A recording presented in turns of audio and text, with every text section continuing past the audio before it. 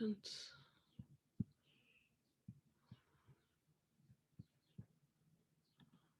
PowerPoint.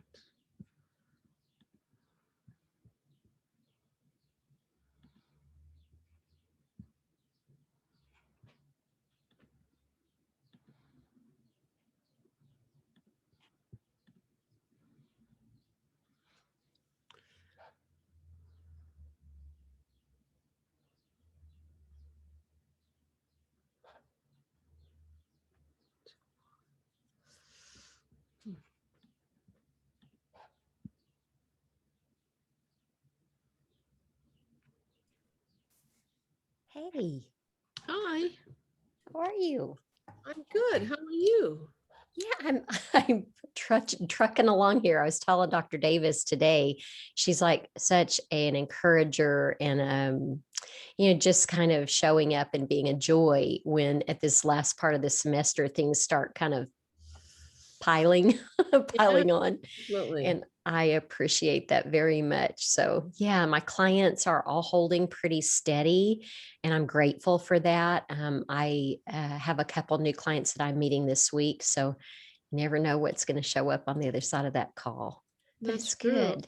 Yeah. Yeah, So are you it's doing good. that? You're doing calls like a Zoom call? Yeah, this is therapy in practicum, and we're doing everything telehealth right now. That's what it's called, telehealth.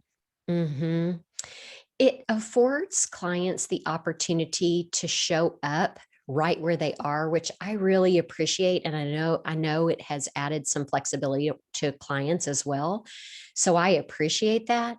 However, I just don't think you can replace face to face in person with all the extra communication that goes on with body language and environment and just all of it. So, Yeah, especially if yeah, you haven't seen the person in person before. ever, ever. I mean, that's what I was saying is difficult about teaching this semester because so many students I've never actually seen in person. Right? Whereas last semester, at least I had, students that I'd seen in person before. Right. Yeah. And you get things in therapy like you sometimes get TMI, Dr. Russell. I'm just saying.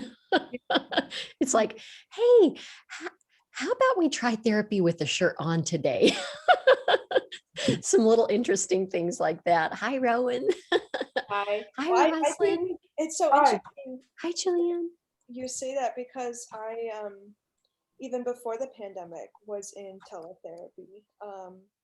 So I've always my therapist I've never seen in person. And Wow. that's like been okay for me. It's so much harder with online school. Like I cannot wait to be back in person for Me school. too. I agree. But my therapist is primarily a telehealth specialist. So he Okay. works from home and that like works for especially for student like undergrad students, which is um who like my friend goes to the University of Miami, Ohio, and she'll like drive, it's right on the border, so she'll like drive across the border to Indiana to do therapy, since that's where Sarah's license is, Yeah. Oh, wow. and then we'll like drive back, but it's like way easier than trying to find somebody near her that she can go to. It's just I don't know. I really enjoy it, but I definitely can understand the challenges, especially from a Mhm. therapist point of view. Yeah. But I think for my clients, it's been a huge win. Yeah. It's afforded them the chance to come. Like single parents, it's been wildly beneficial because they don't have to coordinate childcare. Mhm. So that's been a huge win. Yeah. I'm gonna grab my water right quick before we get started. Yeah, so welcome everybody to our class. And we've got Divinity and Diversity. And you remember that next time there will be presentations from your groups. And I appreciate, I hope that you've had a chance to chat with each other and figure out how you're going to work that out. Who's going to do what and who's going to, if you're going to do something a little more creative. I don't know how we do that online. But anyway, I'm sure people can come up with it. I just like to remind folks that this book, Divinity and Diversity, is written by Marjorie Suchocki, was my dissertation advisor. And we're going to be looking at the first half of it. And I hope you've all had a chance to take a look at the handout that, of course, isn't handed out, the Zoom out material that I posted for you, which would be handed out if we were in person, which gives I think a nice outline and also asks some good questions. And I also hope that you had a chance to look at the PowerPoint. I'm going to go through the PowerPoint and we'll discuss that in more detail in case you didn't. I appreciate all of your comments on the discussion board. And, you know, we figured out what was going on with the weird time deadline. I just hadn't adjusted it from when the course was copied from the other course. So anyway, so hopefully everybody who had wanted to respond and write something on the discussion got a chance to do that. And there's been some discussion about whether or not those are helpful. And I'm curious if you all had some response to that. I mean, because I think we did 4 or 5 of them. That seems like plenty to me. And I hope that it has been helpful given that we're on Zoom. If anybody has any comments about that, you're welcome to share those with me, or you can email me them if you'd rather say them privately. So Dr. Russell, I experienced online learning before we had to do Zoom. Yes. And the discussion board was an intricate part of the coursework. Uh-huh. In fact, there were multiple posts that were required throughout the week, but that was a part of the curriculum. It was not plus the curriculum, right? So the teacher would literally teach on the discussion board. Oh. And so it was, this is a little bit different. I love reading everyone's. It feels like an annoyance. Yeah. With not to all read of others, but writing your own. Yeah, I'm only talking about me, of course. Yeah, okay. With the rest of the coursework, you know what I mean? So Okay. it helps. It brings clarity. Certainly, I love reading them. I do. So it's helpful. I think you have the right amount, though. We have some instructors that are like every week, 3 times a week, plus additional coursework. Yeah. I think you're right on with, yeah, if we're entering into a new reading, let's see where you are with it. I think you're right on with it. Honestly.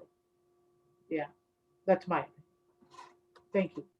Well, thank you for sharing that. I appreciate it, because as I'm structuring what we're going to do in the fall, and also figuring out if it's something that's helpful for folks to have before you come to class, because you have a sense of where people are. But my hope had actually been get folks to think about these questions, and then there'll be more discussion, which that hasn't really happened much, because often people come to class and they haven't thought about these issues. Maybe it'd be better to say, you know, here are 3 questions that we're going to discuss in class, and I encourage you to reflect upon what you want to say when you get here. Something like that. I mean, so in some ways it is also meant to provide an opportunity for those folks that maybe don't feel as comfortable talking in the Zoom room to be able to participate in class discussion and get participation,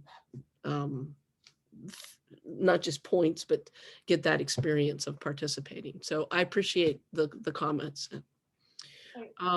So for today, I'm going to interrupt just for a second, because I I don't want to spend the whole class talking about this, but I do think it is important to note that that Derek Chauvin was found guilty on all counts. And I wasn't sure, I've heard some folks say that they were really worried that he was not going to be found guilty. And so I was anticipating, since that just came out, that we would be spending some time talking about it. But I do want to allow there to be any kind of processing anybody wants to do or have in this Zoom room. I mean, my guess is that if we were in person, there would be some energy around it and people might be talking about it. But I just wanted to let that be an opportunity if anybody wanted to say anything, or you can do it on chat if you'd like. Just acknowledging that.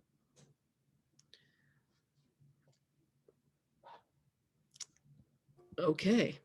Well, what I'd like to do then is, I'm sorry, Dr. Russell. yes. First of all, thank you for acknowledging that and the significance of that. Yes, very.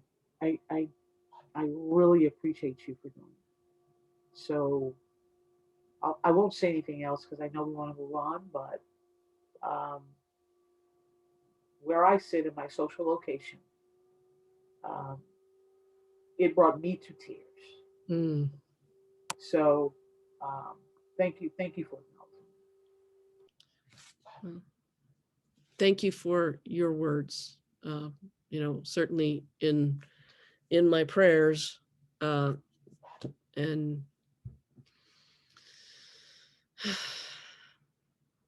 yeah. So let's take a few moments to bring ourselves into the space of our class. I have a quote that I'd just like to share about religious pluralism. This is by Ibu Patel.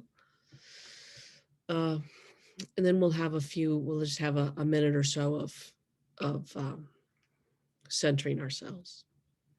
Religious pluralism is neither mere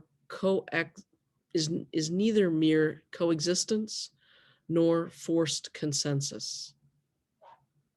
It is a form of proactive cooperation that affirms the identity of the constituent communities while emphasizing that the well-being of each and all depends upon the health of the whole. It is the belief that the common good is best served when each community has a chance to make its unique contribution.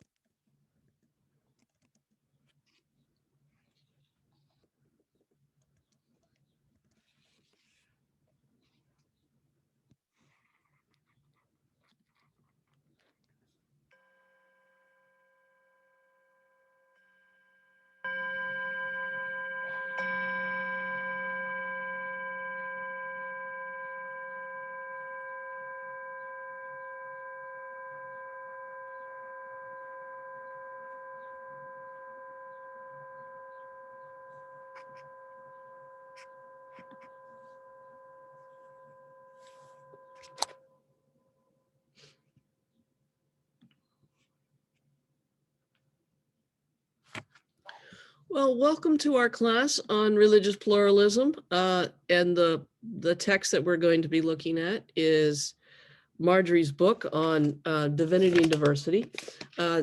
We had a bit of an introduction to process theology yesterday, and I think that hopefully you will find that somewhat helpful in engaging with this text.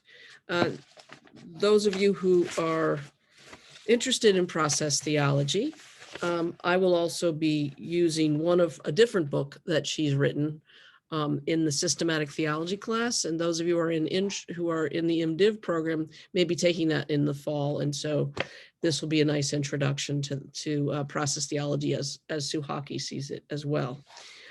I encourage you to reflect upon your questions that you might have about this text. I have a PowerPoint that I asked you to take. Well, I'm going to go over, but I also want you to note if you have particular questions. So just reflect upon that. Just take a few minutes, look over your notes, look over the text. I'm going to start sharing the PowerPoint. But I'd like you to take a few moments to see if you have any questions in particular that you want to address. And we'll just take another minute or two for you to look through your notes. And I'm going to put my bird back. Okay,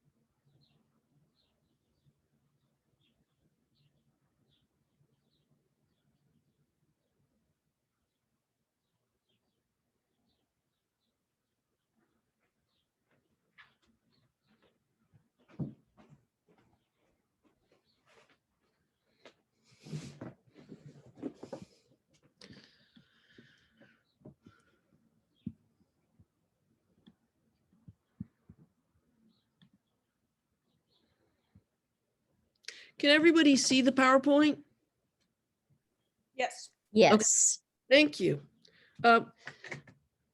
Suchocki's book here is written for the purpose of helping us as Christians reflect upon a way of understanding Christianity and understanding other religions in a way that is open for dialogue and enables us to learn from each other.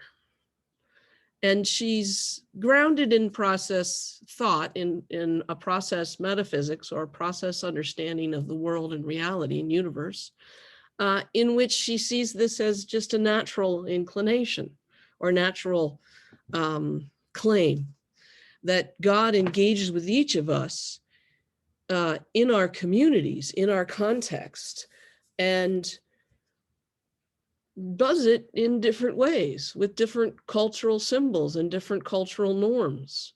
And thus the way that divinity is expressed and experienced in Indianapolis may be very different than how God engages and expresses God's calling in India and in various cultures and communities and historical times. And much of what our context is provides our claims. I need to turn the light on so it'll be brighter. Better. Provides meaning and symbol systems for us. And her argument here is that our meaning and symbol systems and our relationships with each other are so much a part of us that they shape the way in which divinity is understood. And our diversities, thus, also shape the way that divinity is understood and engaged. So it may very well be, I mean, we had Dr. Frankie come and talk about the diversity within Christianity. And, I drew pictures of the divine with people looking to the, small t's looking toward the big T. And then I think Suchocki's view is that divinity is not just a circle. It's kind of an amoeba that is it's still connected to itself, right? It's not just little different gods, right? It's all connected, but that each of us sees it so differently, just like the blind men who are looking at the elephant. Did we talk about that before? If there's, yeah, okay. So that God is more like that. So God looks different from different cultures and different contexts. And those different cultures and different contexts have different ways of understanding meaning and different needs, different core needs for meaning, for understanding their connection with the ancestors, understanding their projection of what may be part of their future. And so what for Whitehead, divinity is definitely a part of the world, a part of the universe, or engages with the universe, but engages with the universe in ways that are contextual, and it's not just dependent, but it's dependent upon what it is that the community needs. Suchocki is a process theologian. Does that make sense, what I'm saying?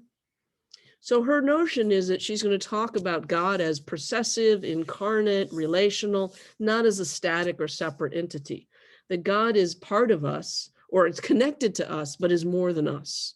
That we are all interconnected with each other, and we are interconnected with each other through God. So we're interconnected even if we're not attending to God. And we're also even more deeply interconnected as we are attending to God. So recalling that, well, maybe you don't, Whitehead wrote a book called Process and Reality, and it means things are in process and there's reality.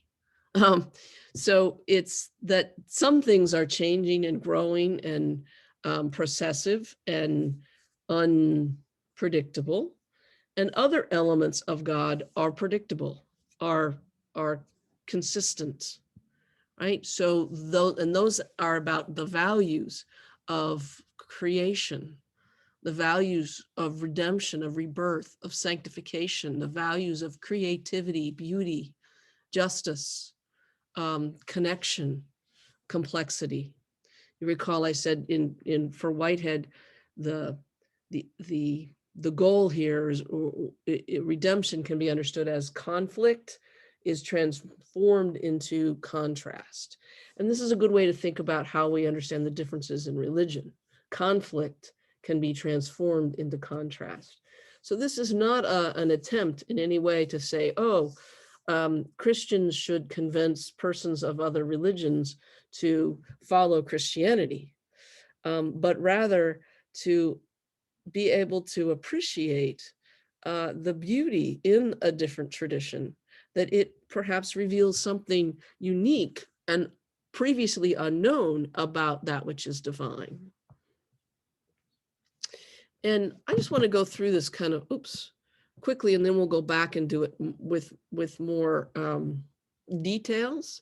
But I wanted to get this foundation down, that the notion of God being processive, the notion of us being relational, that we're related to others, and we're related to others. And it's a weird thing to be here on the internet, because you're related to each other because your little box is next to each other. But if we were in person, you'd be related because you'd be sitting next to each other. You'd be related because you have relationships outside of this moment.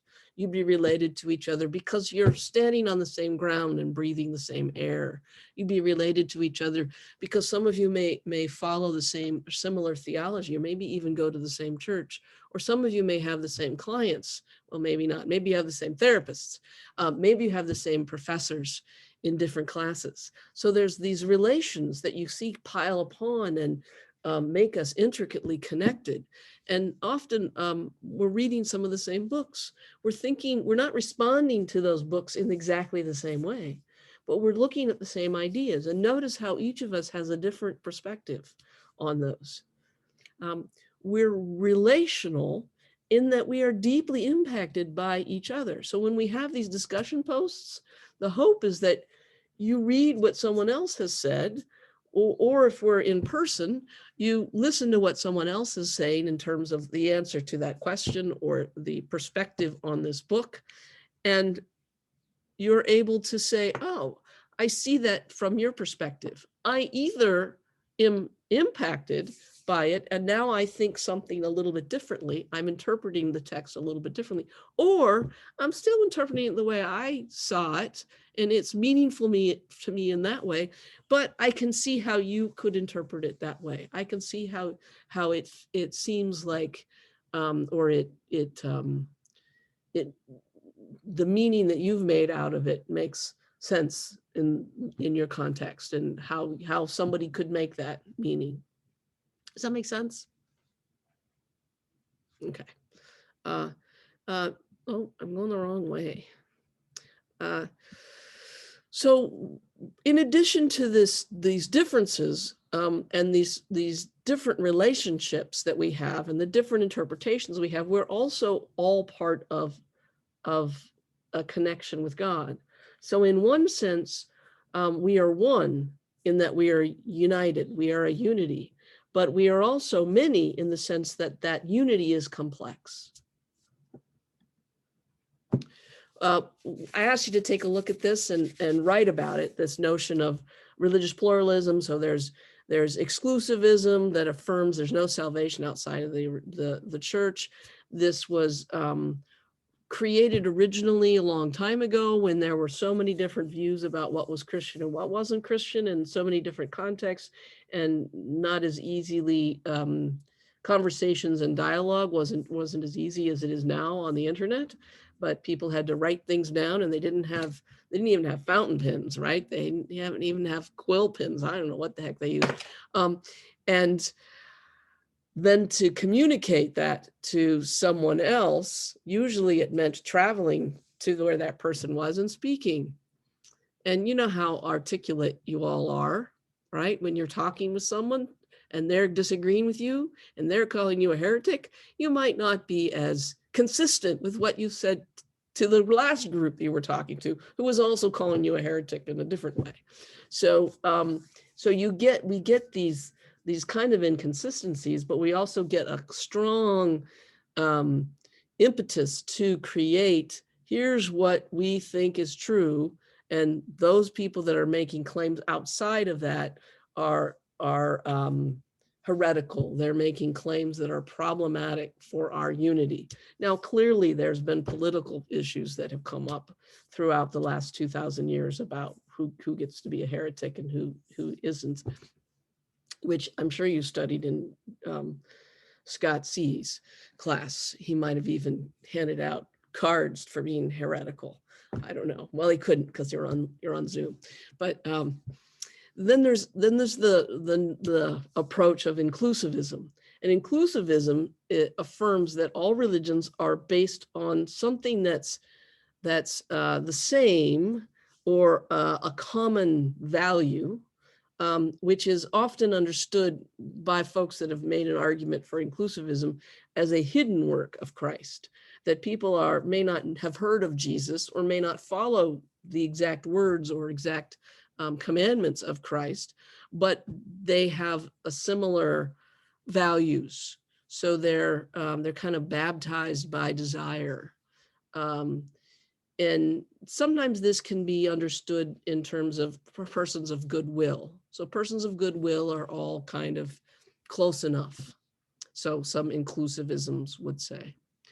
Pluralism then affirms other religions as means of salvation, liberation, or healing on their own terms, and says there are differences. People have different ways of understanding what the human problem is, and different ways of understanding how do we address those different problems. For Westerners, the notion of sin is related to disobeying God or desiring that which is not God, desiring something that's internal to oneself and getting one's own needs met or one's own desires. one's own experiences of joy or pleasure. Whereas in Buddhism, desire itself is the problem, right? So we suffer because we desire. And it's not that we're desiring the wrong thing, it's that we're desiring. So those are two pretty different ways of thinking about what the human problem is, but both of them have an experience or take into account the experience of suffering, and that it is in some ways not to be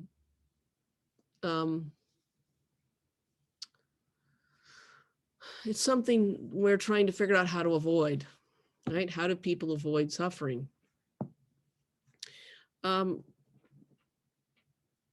Another way of looking at it has to do with John Hick's notion where he talks about the real. So the divine is that which is the real. Maybe the real is an entity, maybe the real is a principle, maybe the real is a way of understanding how reality works. Maybe the real is multiple of gods and goddesses, such as in Hinduism. Now, there are problems of religious pluralism. So even those folks who make the argument for religious pluralism can easily fall into relativism. There's no way to adjudicate what's true or what's valuable.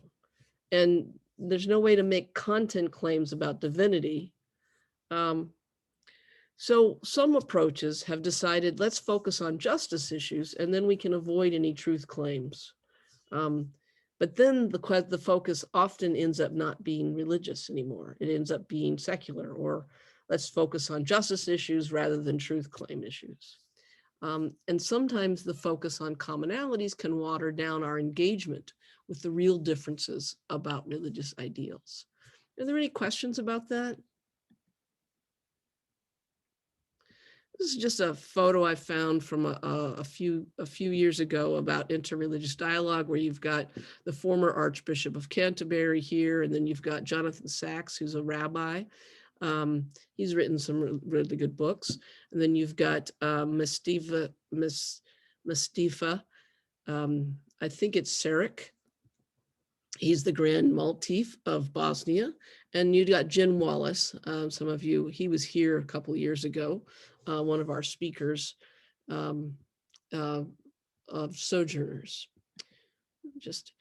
I really like this image as a metaphor for us thinking about what we understand as religious pluralism and truth, right? So we have, whether you put the earth here or you put something else here, there's a center, and different religions come out of that center and impact that center, are impacted by it and impact it. And so taken together, it's a beautiful flower. So these are some of the world religions, some of which may be recognizable to you, some of which may not be. But these are the indications of the world religion. So John Cobb and process and relational theology, which we talked a little bit about last time, argues that the differences are important, but they should not divide us, but rather they should enhance us. Just like you don't want to eat the same thing every night for dinner, even if it's really good, right? It's good to have differences. It's good to have diversity. It can enhance us, particularly if we can see how these different religions say something different, offer a unique insight into that which is divine, perhaps an insight we've never conceived of before.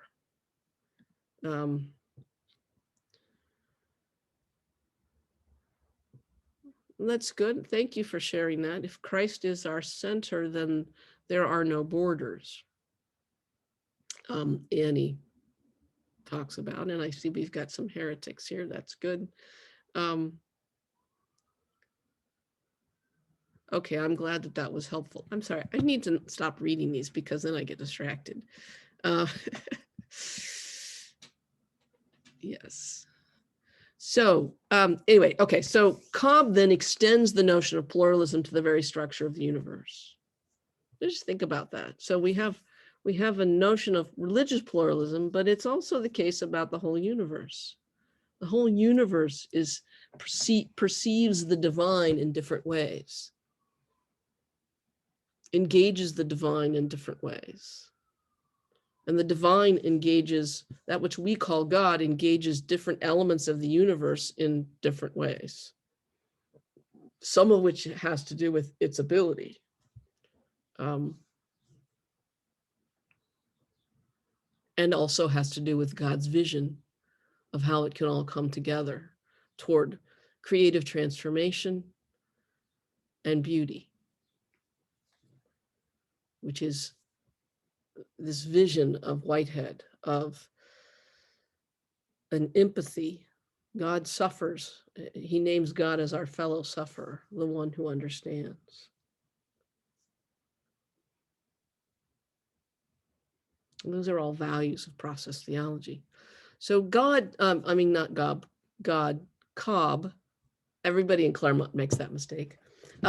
Cobb extends pluralism, the very structure of the universe, in his book, God and Creativity, in which Christ reveals the power of creative transformation to us. Then Suchocki also argues for transformational pluralism, in which these differences between our religions are not something to be glassed over, nor do they debilitate our ability to relate to each other, but rather they supplement and enhance each other. It's not just about what we have in common, although that's important to name, so we have some common ground. It's also helpful to note that the differences can actually supplement and enhance us. So as I suggest, God is like a flower with many petals, each contributing to something unique and adding to the beauty and the complexity and creative transformation of the whole. So, So at this point, I just wonder if, before we move into Suchocki's own constructive work here, where she's going to talk about creation, she's going to talk about incarnation. Are there any questions about this? And Dr. Russell, can we talk a little bit about, Suchocki says in chapter 3, she's just making the point that not everything goes. I'm trying to remember where that was. She's like, this isn't an idea. I don't want to communicate the idea that anything goes, that, we're talking about universalism, basically. So can we just, I want to make sure that I'm understanding, because it does come up against what I have experienced in people of many faiths, this idea of the center with earth, and then this creation coming around in multiple forms of faith, creating this beauty. And the way I hear her talking about that I really want to make sure I'm tracking with, is that we're not talking about anything goes, but really celebrating those things, those faiths that are towards wellness and well-being of humanity. Amen. Is that what I'm hearing and understanding? Okay. Yes, and I think, it sounds like you're asking this notion of religious pluralism, and you're asking, is this saying that anybody's religion is great? Or is it saying, how can we adjudicate the different religions and learn from each other? And note that each of the religions that are the major religions are actually none of them are saying anything goes, nor any of them saying at their core, wellness and well-being is bad. Yeah. Right. So they're all saying that well-being is good, that compassion is good. And I can see that Annie is freaking out because she sees somebody who has joined us, and so is Brittany. And now Rowan is too. And now Rosalind is. All right. Now, where did she go? Marjorie, where did you go? So I have arranged That's so cool to come and visit us and talk just a little bit about how she understands the importance of her book, but she's gone to get some water or something. Maybe she's gone to get her book. I don't know. But yes, so I'm encouraging you, if you have some questions, what I'm going to do, oh, she died. No, she didn't. No, she's right there. Okay. If you have questions, it'd be good to articulate it. Mary, maybe Carrie, you can articulate that question a little again, if you'd like to. And I wonder what she's doing now. Okay. But I'm really happy that Marjorie's here, and I'm excited that she's going to join us for a few minutes. And really, I'd like you all to be able to introduce yourselves. And Marjorie, are you there now?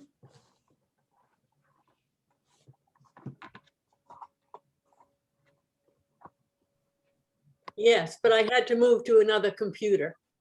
Well, the other computer is still on and we can see the background. Well, I can't see me on this one. Let me see. Well, anyhow, it's all right if you can see that one, but I'm not there. We can't see you.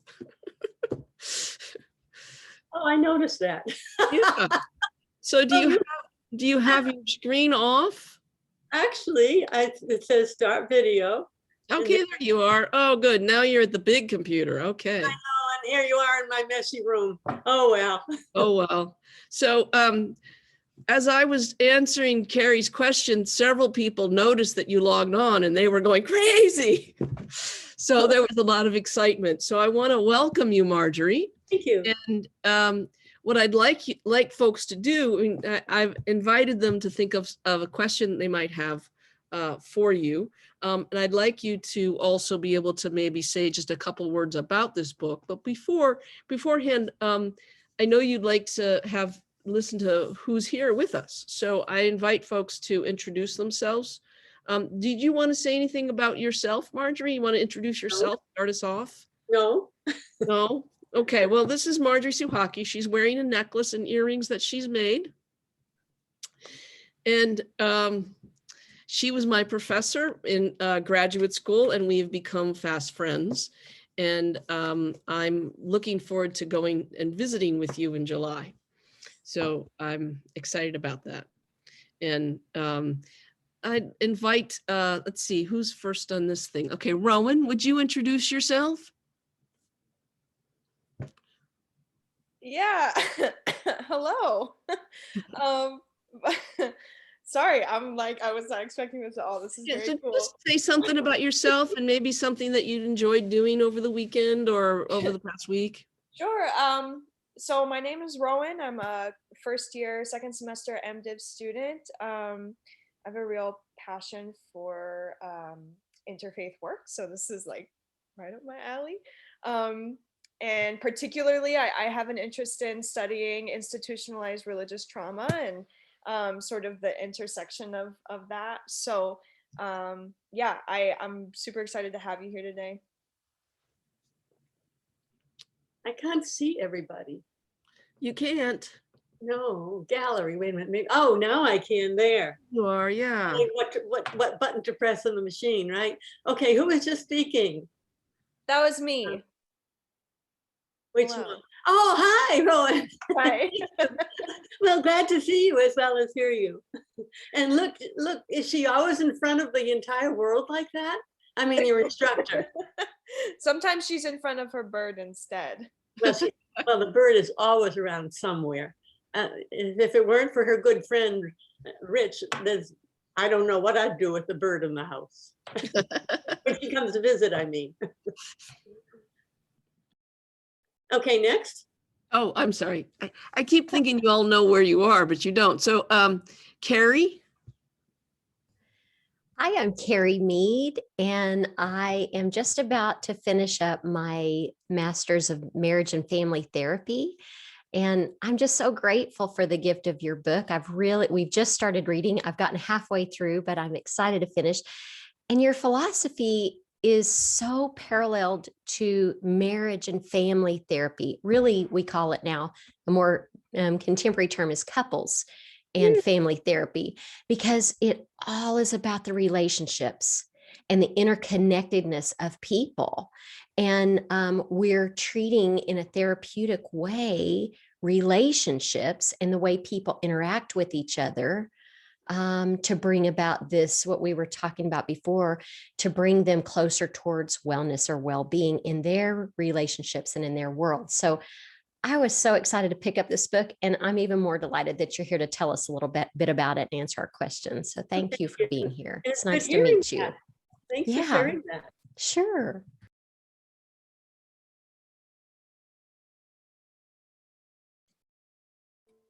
I'm muted, so I'm talking to Rosalind.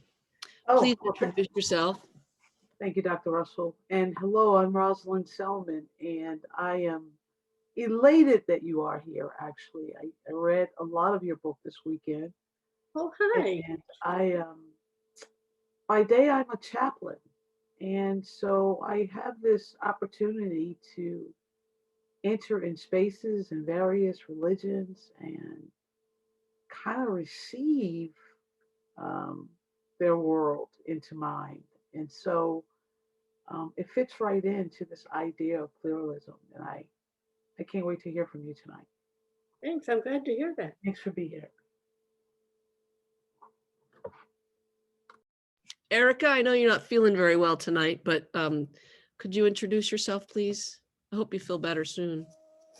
Thank you. My name is Erica. I'm a first semester MDiv student. It looks like you don't feel so well, darling. Oh, thank you. Stay home in bed. Yeah, I wanted to be here though, so I'll be fine. I know how to push through. But I am excited to have you here. As they all said, I'm halfway through the book as well, so I'm just happy to have you here. Thank you. Take care.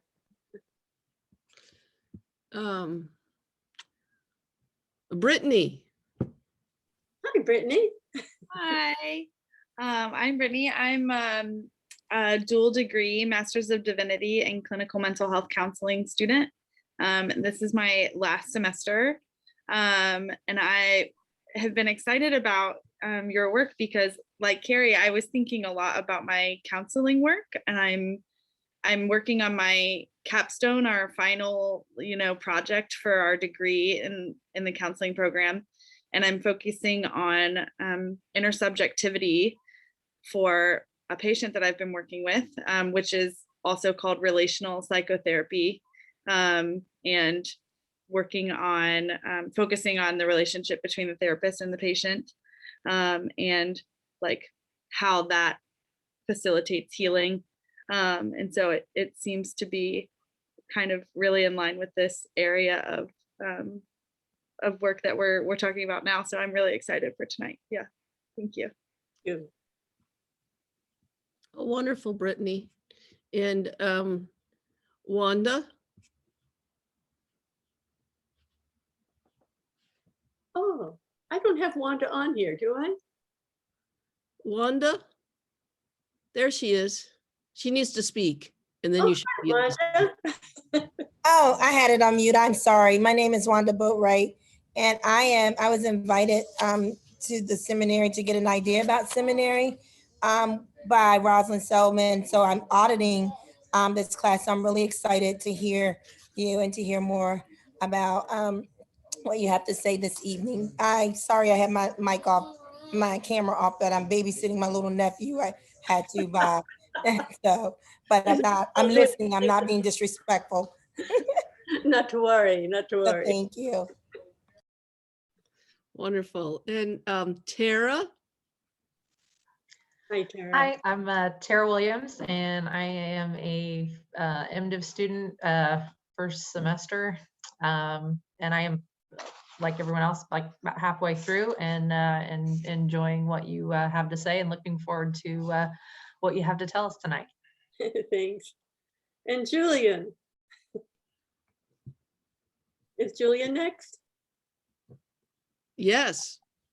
Hi, I'm Julianne. I am a dual degree MDiv in mental health counseling.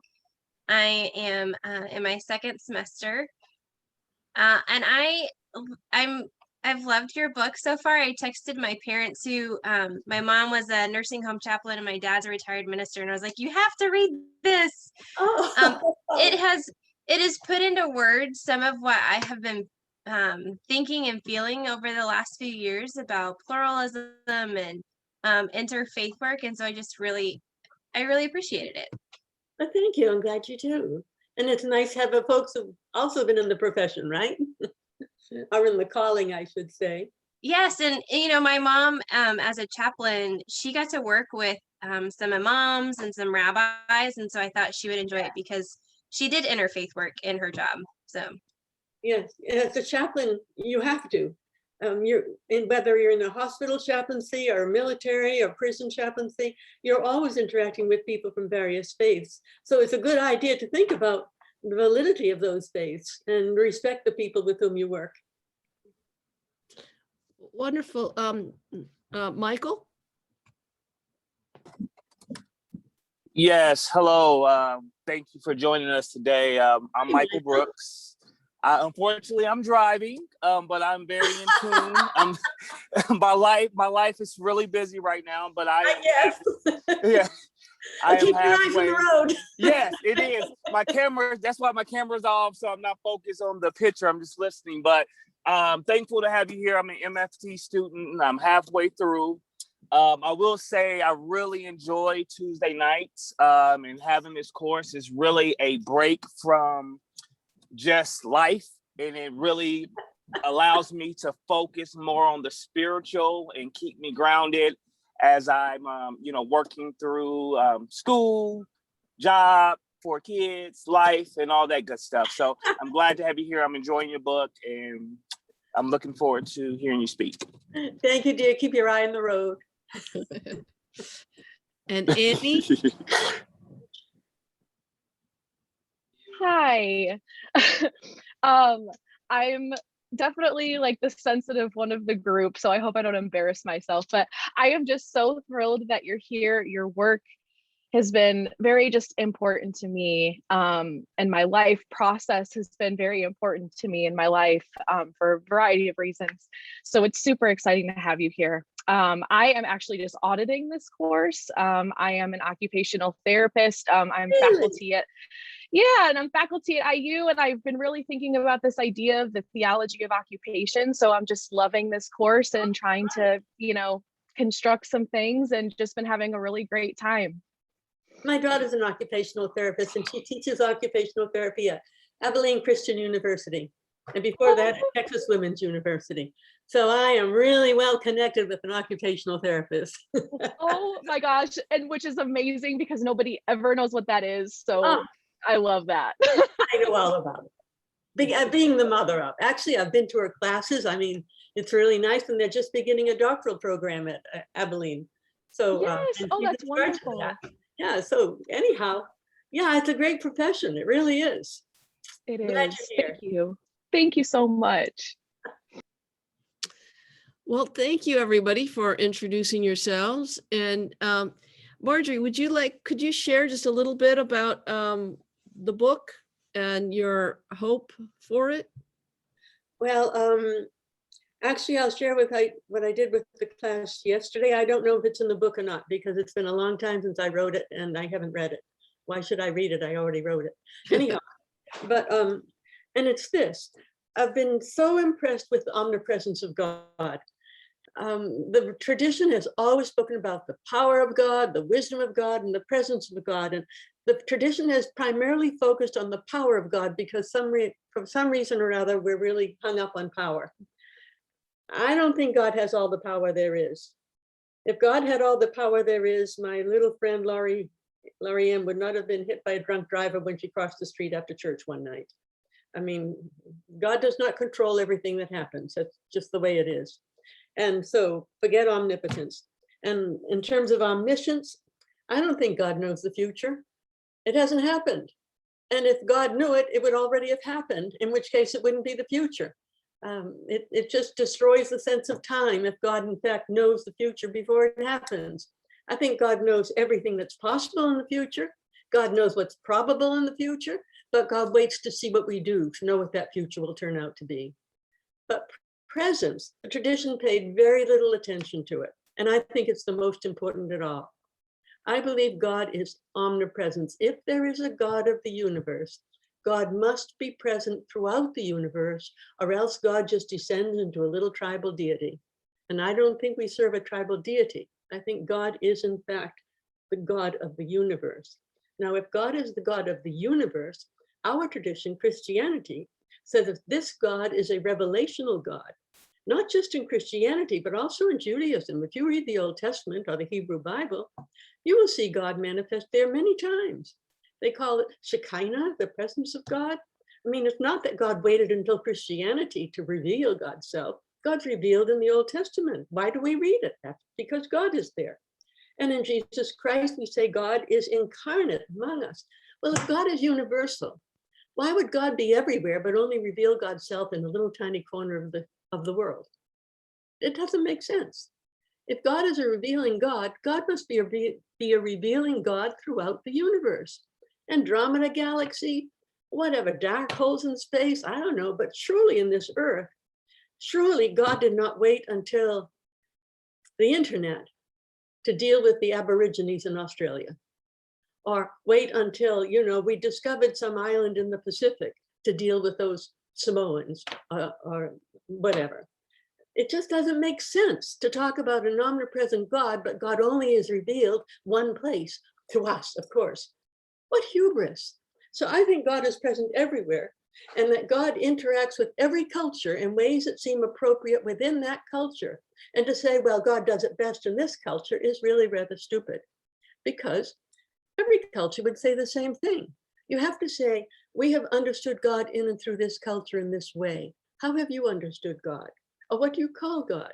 Or do you call a God God? And it becomes a question of conversation across religions, learning how God has been revealed in various ways.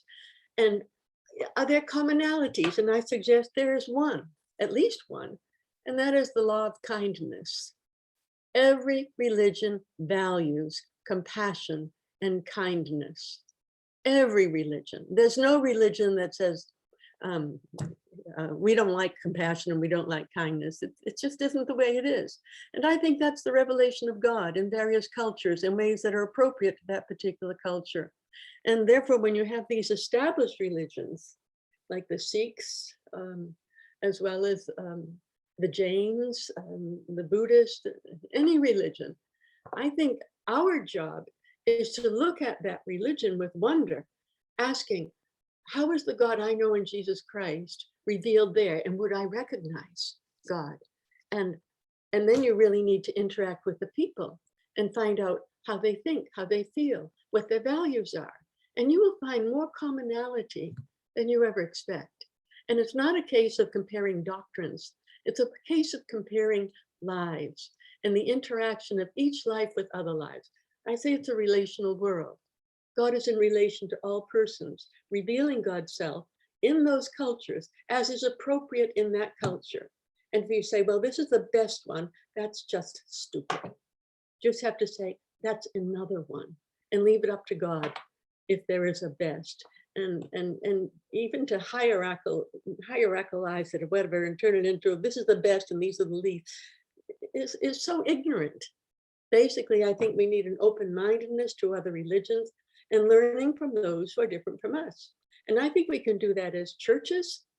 We certainly have done it a long time in terms of relations between Christianity and Judaism. We seldom enter those relations by telling those Jewish people how they're all wrong. Usually we respect them and talk about what we have in common. And back in California, I was in a Methodist church, still am, but we had a Methodist and Muslim group. We used to get together regularly. We would join together on hunger walks for humanity. I mean, we would learn about each other, and it was valuable. And it wasn't which is the best. It's like when you meet somebody, you think, I'm better than you. Is that the person? I mean, no. You meet someone else, you want to find out who they are, how you relate, what you can learn together, what you can do together. The value is in the interrelationship. Oh, you're in counseling, you all know that.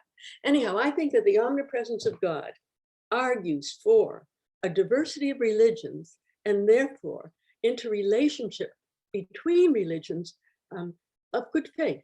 I mean, a good faith toward the other, not so I may convert you to be just like me.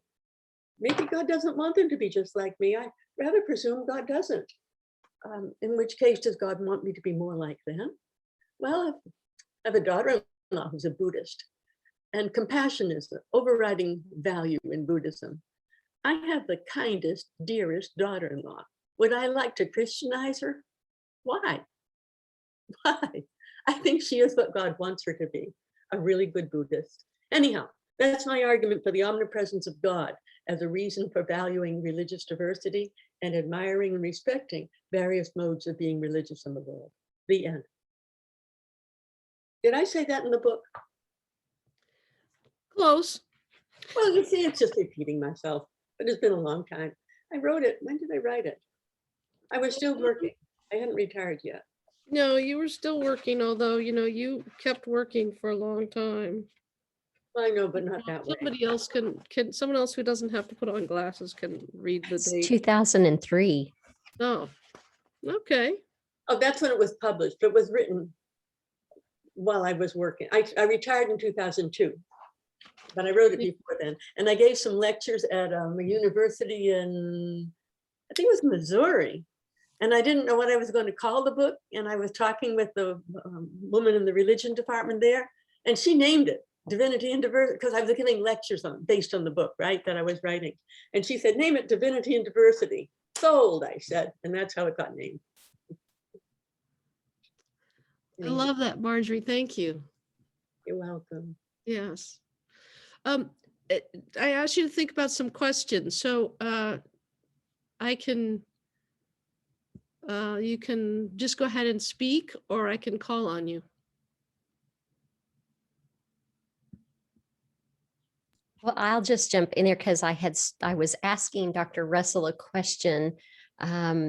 Really, you were talking about a pluralistic world is not an anything goes world. We do not magically suspend all judgments just because we're talking with those with whom we disagree about religion. So I was just asking about this idea. I had the blessing of living in a Muslim country for 4 years and serving weekly with a dear friend who is Muslim in a refugee center, that we had a ball and we still are very dear friends. And so, we had the opportunity to have great conversations and lovely time together. And what I have said in this class and in different platforms is faith doesn't really, or kindness, I should say, doesn't really even need words. You don't have to know the word in another language to share kindness and love and goodness. And I think you're exactly right. If we are people serving people, then we're wanting to be compassionate and good. But this whole idea of this more universalist approach to faith, I wanted to be sure I was understanding. And so Dr. Russell was affirming that, yes, indeed, it is an understanding, not just anything goes, but a celebration, an inquiry, and a curiosity around other faiths that also have this foundational premise of goodness, of wellness, of well-being, compassion. And so that was my overall question that I really wanted to better understand and make sure that I was capturing from your book. Yes, I think that's exactly right. Though, it's interesting, if you could suppose a kind of a demonic religion or something. Sometimes you hear cults that seem very strange. They seem abusive of people. And so I do look for kindness as a mark of religion and compassion. And when that's missing, it seems to me that now I'm making a judgment, right? It seems to me there's something inadequate about that form of religion, that there should be a caring that goes beyond the self. Or at least, now see, that's a Christian value, but it's also a Buddhist value, and it's also a Muslim value. If you look at the great religions of the world, it's a common value. So there was a marvelous story in the Lotus of the True Law. It's about the Buddha not despising. And there was this very humble man who would go around the town or whatever. And even though there was a derelict, somebody who was an alcoholic, who was down and out in the gutter, the man would always bow to him, bowing to the Buddha in him. And they called him the Buddha not despising. And when asked about it, it was that the Buddha is everywhere, omnipresent. Therefore, how should I despise this man who is now unfortunately down here in the gutter? I must help him because the Buddha in me calls to the Buddha in him to lift him. Well, that's a Buddhist teaching in the Lotus of the True Law. Does it sound so foreign? I mean, so there is a kind of commonality, and maybe it's wrong of me to look for that commonality in all religions, and then to think religions are wanting when I call them, I guess, cults more than religions, when in fact they work toward the ill-being of others. That seems wrong to me. And I just think they've just got it messed up. Thank you for that. I will just say, as a Texan, that I went to Abilene Christian before CTS, and my son just graduated from there. So yeah, I know that campus very well. What a joy that your daughter's there. Well, yes, I'm glad she's there too. She likes it very much. Well, what do you do about other religions, really? I mean, do you go out and convert them? Go you into all the world and preach the gospel to every creature? Do you just say, well, forget that? You know, I have a question around this idea of reversal of values. Yes. And we're kind of speaking about common values. Yes. And so do you think that pluralism fits more, and I'm questioning, if we're looking for the common, how are we accepting pluralism? To me, there's some tension there. Right. In that sentence, if you know what I mean, right? That there ought to be a space where maybe not, there's a common value, and still be able to receive and maybe broaden our values. And I think that's a level of pluralism that we're talking about. But I'm imagining, if we speak of religion, not as denomination, but as an identity of values, and how, and I'm wondering, that's a possibility, a possible avenue of acceptance, because if God is universal, then God's nature is universal. That the universal God doesn't separate himself from, or herself, or he self, or however you identify God, from the principles of love, the principles of relation, the principles of that seem to be universal values in religions.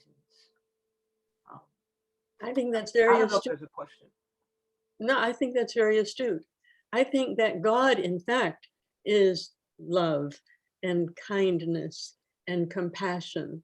And then I have the prejudicial feeling that that's why we find these so often in the religions of the world.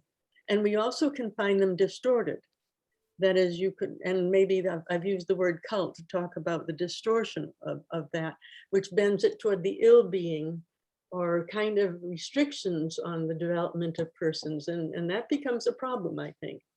Is God there? I have to say yes. If God is everywhere, God is also there. Is it possible to reject God's values? Of course it is. I mean, if we are free, and we are relatively free, not absolutely free, but relatively free, we're free within our context, right? And we can reject that which we feel is good. Yeah, I was thinking about today, the verdict came down for the George Floyd thing with Chauvin. And I was thinking, I heard this program on NPR about honor culture. Did you hear it by any chance if you watched? And I could imagine Chauvin, that officer, with his knee on the neck of that man for a $20 counterfeit bill, his knee on his neck, and the people on the sidewalk telling him to remove his knee because the man was having trouble breathing, and him with that honor culture, I'll be damned if I'll do what you say, and keeping it on just to spite the people asking him to remove it. And then because of that damnable act, the man dies. And finally, he's convicted of murder because he did. Well, what led him to it? I wonder if it wasn't that honor culture of I'm not going to let you tell me what to do, and the refusal of relationship at the critical moment of a man's life and death. But I'm glad the verdict was guilty. For lots of reasons, I am too. not just in my own, for the world, really. I'm glad. Yes. That justice reigned in that situation. Yes. I think finally justice was done. But it was so sad, the whole thing, so horrible. Mm-hmm. Indeed. To piggyback on the conversation here, Rosalind and Marjorie, I think one of the things that you do in the book that I found so helpful that a lot of religious pluralism doesn't do is, instead of just looking at what is in common, it's an exploration or an invitation to be curious about what are the differences. And often those differences may be different symbol systems, different stories that have some common values. Every once in a while, there's some conflicting values. But listening to people that have different stories that are magical or moving or mysterious or mystical to them, I think it really does. I mean, the notion here is about expanding our view of beauty, our view of what is compassion, our view of how we can relate to each other in ways that are productive, not productive like creating things that are like things to be sold, but productive in the sense of this that kind of expands my understanding of meaning, right? Expands my understanding of value. Or I mean, I remember first learning about Judaism when I was fairly young and thinking that's a really interesting way of thinking about it. I really liked that. Or thinking about Buddhism when I first met some Buddhists. Yeah, I mean, I'm not gonna become a Buddhist, but I can certainly see why it's appealing. And I mean, that's one of the things I particularly appreciate about the book, is that it's not reductive, it's more expansive. Right. I think that's true too, because I have that Buddhist daughter-in-law, right? And Buddhist grandchildren. Yes, to see that religion in action is really a blessing, and it's different from Christianity. I usually go there at Christmas time because to me, Christmas Eve is the heart of Christmas, that service the night before Christmas. The Christmas Day, I get on the plane and I travel and I go to my Buddhist son-in-law. Well, they have a children's thing. The kids are grown now, but they still have it's like a kind of an altar, and it has different things representing this, that, and the other. It's very different. It's not Christmas. It's something different, and I enjoy it. I mean, it should be different. They shouldn't all be the same. You can be the same in caring, and the same in compassion, the same in kindness, but different ways of expressing why you are this way. And that's part of the excitement and beauty of studying other religions. Y'all should read The Lotus of the True Law. It's really fascinating. It's an ancient Buddhist text, and Japanese Buddhism primarily, I think. But anyhow, it's wonderful. But reading the parables in it and everything, you think, oh, that sounds a lot like, wait a minute, no, it doesn't, it's different. And to see the comparisons and the differences is to appreciate the difference as well as the sameness. Yeah, and I'm not going to take up another question. I know there are lots of people who want to get in, but I'm really interested, and I believe you noted in this book, I hope I'm not getting the books mixed up, but I believe you noted in this book that you talked a little bit about religion and as us naming it, and so that we can contextualize it and have power in it or over it, or it gives us a sense of control or identity. Did you talk about that in the book? And would you say a little bit more about that? Well, I think that's part of our addiction to power. A little of that was represented in what I said about that honor code, Mm-hmm. that made a man murder another just so he wouldn't back down before the crowd. That kind of stubborn insistence on your own way.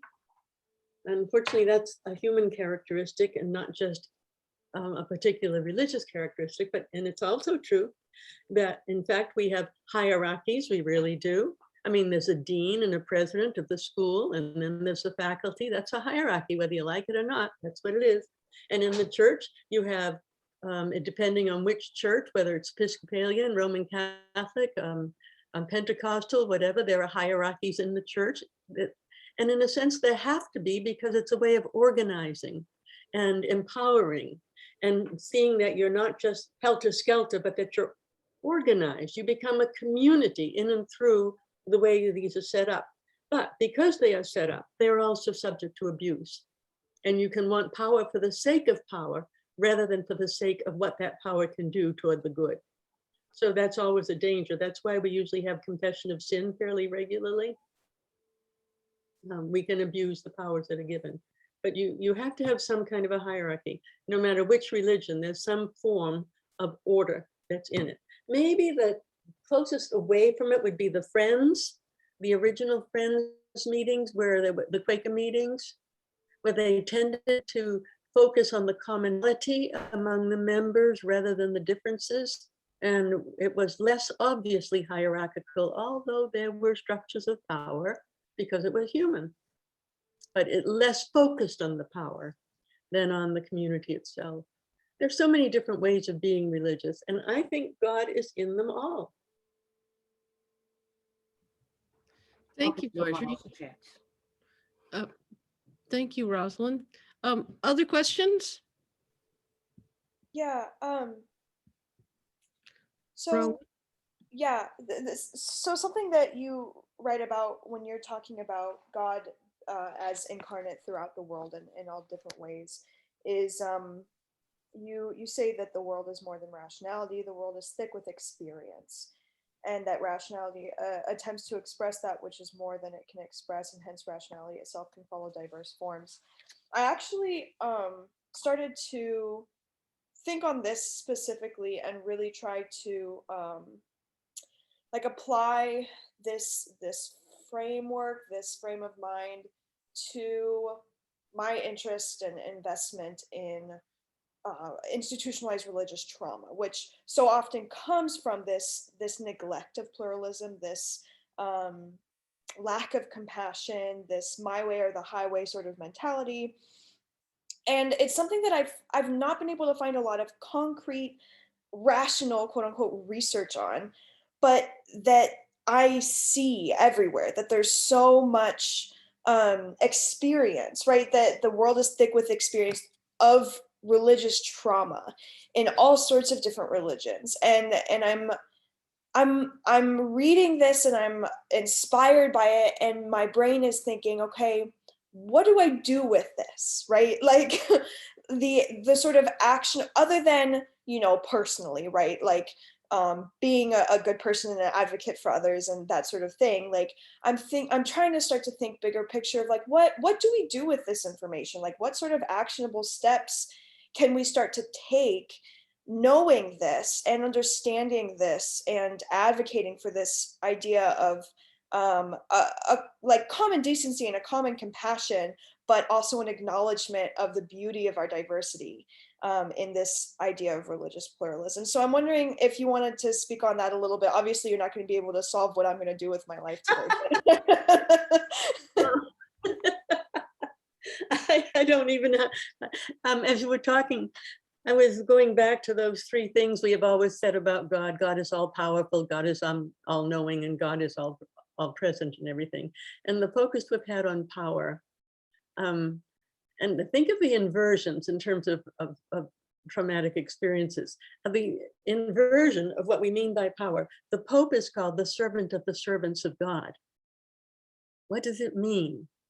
Functionally, it means I have more power than anyone else, because if servant is value, then I am the best servant of all. So we can turn things upside down.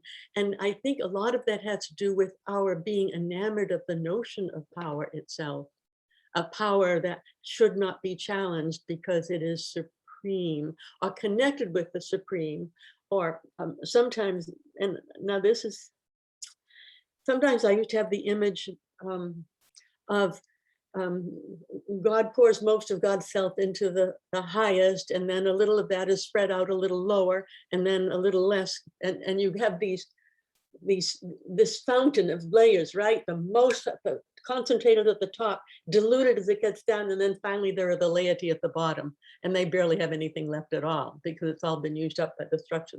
In other words, we can do weird things when our focus is on the power of God, which means the power of us to administer the things of God. And I think it messes it up.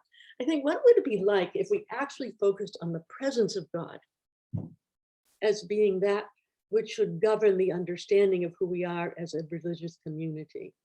The presence of God, which is ubiquitous, and then picked up all those passages in the scripture about God's presence in and among us, you know? Would we organize ourselves differently if we focused more on presence than on power? Now, I don't mean to deny power. Life is power. I mean, everyone has power, but it's remarkable how well we try to take the power away from others in order that somehow that would maybe increase the power of oneself. Power is a funny thing. And when you talk about trauma, usually it's the case of misuse of power, isn't it? Or often is a misuse of power over, not to the benefit of the one who it is over, although it may be called a benefit of the one who is now being overpowered and justified in that way. But no, it seems to me to be a misuse of power. Power needs to be, I think, understood not as an almighty power siphoned down through the various levels so you get to the hoi polloi of us. I think power has to be in relation, a power of giving and receiving and recognizing the interflow in and between persons that creates an entity out of the few who become united and then become strong in and through relationship to one another. I think that's kind of garbled, but oh, I lost you. No, you didn't. We're here. Oh, I just got the Zoom screen. Well, that's okay. I can't see you anymore, but be that as it may. It's, you gotta like pull it back over. Can you see me? Yeah, find the Zoom on your thing where that little blue thing, and then click on it, and you come back over. Okay. Now take a health and wellness break on Zoom. Type a message. Zoom, I'm here. Both the Zoom virtual assistant. No, didn't you just click on the Zoom? And well, I'm not sure what's going on your computer, but I appreciate what you're saying, Marjorie, specifically about God's presence. And I also I noted in the chat too, that unlike power, God's presence is renewable, right? It's not depletable. Yes. Not like my presence with you is somehow, that means I'm not present anywhere else. Like, I mean, I God's presence is everywhere. So it's not like you can use that up. That makes sense. Precisely. And presence enriches. A presence that's a present with. That's why you like to be friends, right? There's an enrichment in the togetherness in friendship. Yes, something that I hope we get to do soon again. I'm glad you're coming to see me in July. July, yeah. Right now on the screen, I have this funny guy jumping in the sky playing a guitar. Yeah, I don't know what that is. I don't know, maybe somebody else does, but does anyone else have any questions that they'd like to ask Marjorie? I have one. I don't know how, I just, we're talking about, how God is present in all things, and, he creates, can't read what I wrote. He creates, the beauty and, love and beauty in these, in things.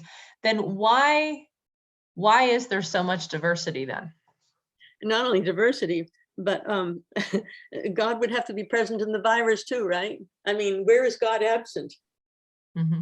And there's nowhere that God is absent. And that gets to be a really wild world then, if God is present to all things, and if all things have value, then some things we would like to be without, like little viruses that find new ways to replicate, become more and more. Does God really like viruses? Oh, well, I don't know if I can answer all those. Well, I think, I mean, Tara, it sounds like the question you're asking is, can you restate your question? Because I'm not sure. I mean, I guess, you know, I mean, you know, we accept other religions and other, you know, God is supposed to be, you know, he's present in all things. He's present everywhere. You know, he's, you know, he's, I can actually explain what I'm trying to say. You know, and he creates all the, you know, love and beauty, and we see all these things in God. Then I guess I don't understand why there is so much diversity in the world, and why we're not all just finding the beauty in everything. And instead, you know, everybody just believes, you know, so differently. I mean, different religions believe differently. But yet God is supposed to be for everyone and in everyone and in all things. So I guess I don't understand why, then why don't we have a lot of the same beliefs? You know, if we see that beauty, we see that. Maybe God has a preference for beauty and for diversity and unity. And that is, unity without any diversity at all gets rather dull. But a unity that is composed of diversity is richer in value than one that is just sameness. And so it might be that, in fact, it's one way God invites us to increase our well-being and who we are in and through growing through knowledge and interrelation with one another. We were not really designed to be solitary. And I think even the monastic orders, in their monasticism, are usually in constant prayer, which means they are constantly called to be in relation to that for which they pray. And so they are in community, even within their monastic cell, oddly enough. And that's just one way of relating. But it's like, would you like a sunset that was only red? Or diversity adds to the beauty of the world. And it seems to me God must have a preference for beauty somewhere or other. Yeah, I think diversity is, I mean, clearly God likes diversity. Look at all the diversity of life. And, you know, don't you want to eat different things for dinner sometimes? I mean, you don't want the same thing all the time. Toffee for breakfast, toffee for lunch, toffee for tea. One can have too much toffee. That's Gilbert and Sullivan. Yeah, I know. I think diversity, in fact, is one of the gifts of God. And we are invited into it to create community. Yeah, I'm just looking at this sign in, welcome back, new to Zoom, sign up free, all this crazy stuff on my screen. It's driving me batty. I'm going to go to the other one and see if you can hear me. Okay. Yeah, thank you for that question, Tara. Are there other folks that have questions? I have a comment, not necessarily a question. Okay, can you hang on until we find Marjorie again? Yeah. I appreciate all of your questions and your presence. I'm so glad Marjorie's here with us. There she is. Okay, go ahead. Are you there now? Wait. Yeah, I'm here. Oh, okay. Oh. Sometimes you disappear, but all right, go ahead. Okay. Well, I just wanted to thank you for challenging me. I would say, you know, through all of my experience in the church, I've been taught to love. I've been taught to love people and to embrace others, but never truly to embrace, you know, the God, or to be curious about the God that other people serve. And so I just thought it was very interesting for you to raise the point that people across the world interact with God differently, and that looks different. And that is for us to be considered and to be embraced. So I just it's just a new perspective, nothing I've never thought about. And I just want to thank you for raising that thought and moving forward in my my quest spiritually.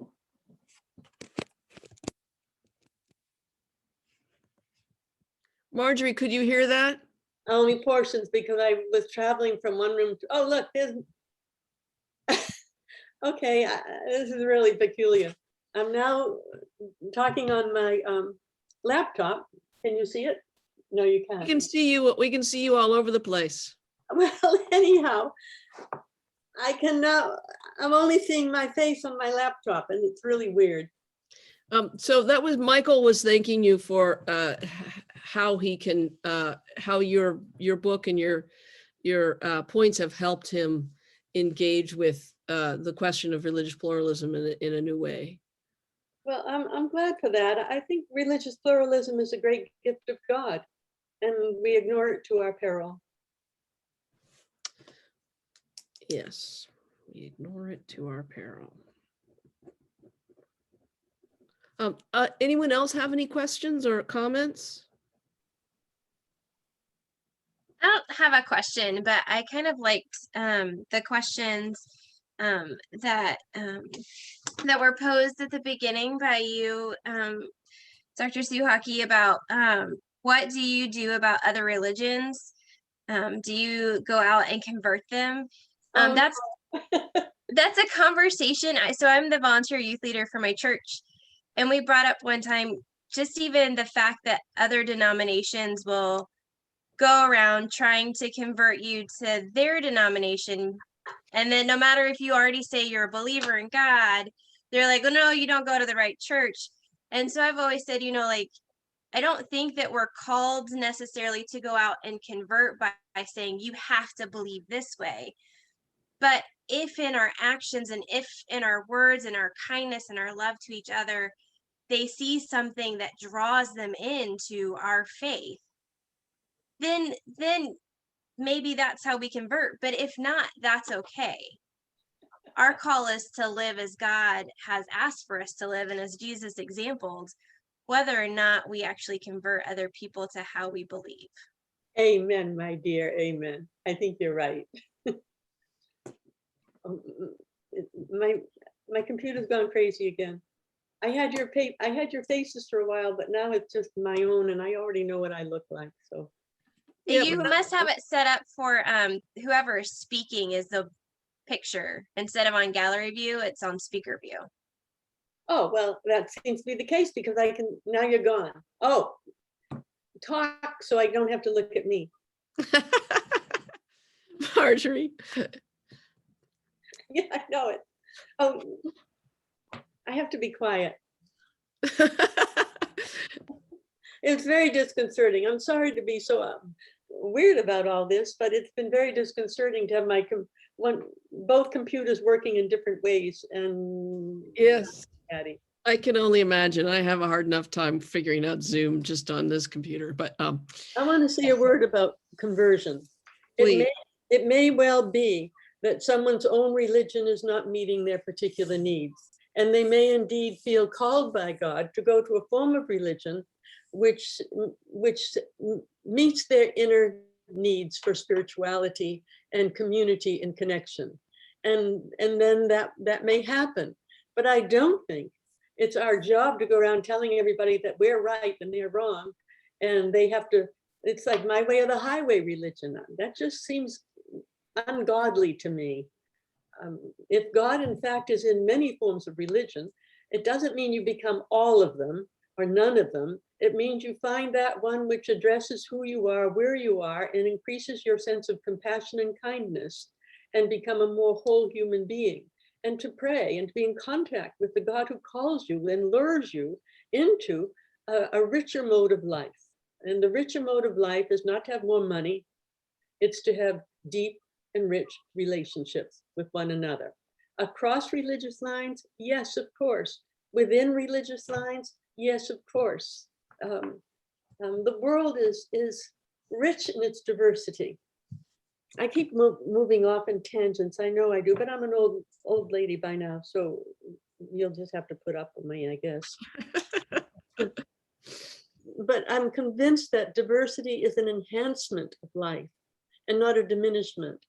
And my way or the highway, whether politically or religiously, seems to me to be wrong because it doesn't admit of the importance of diversity and the total interrelationships that make up this incredible network of relationships we call life.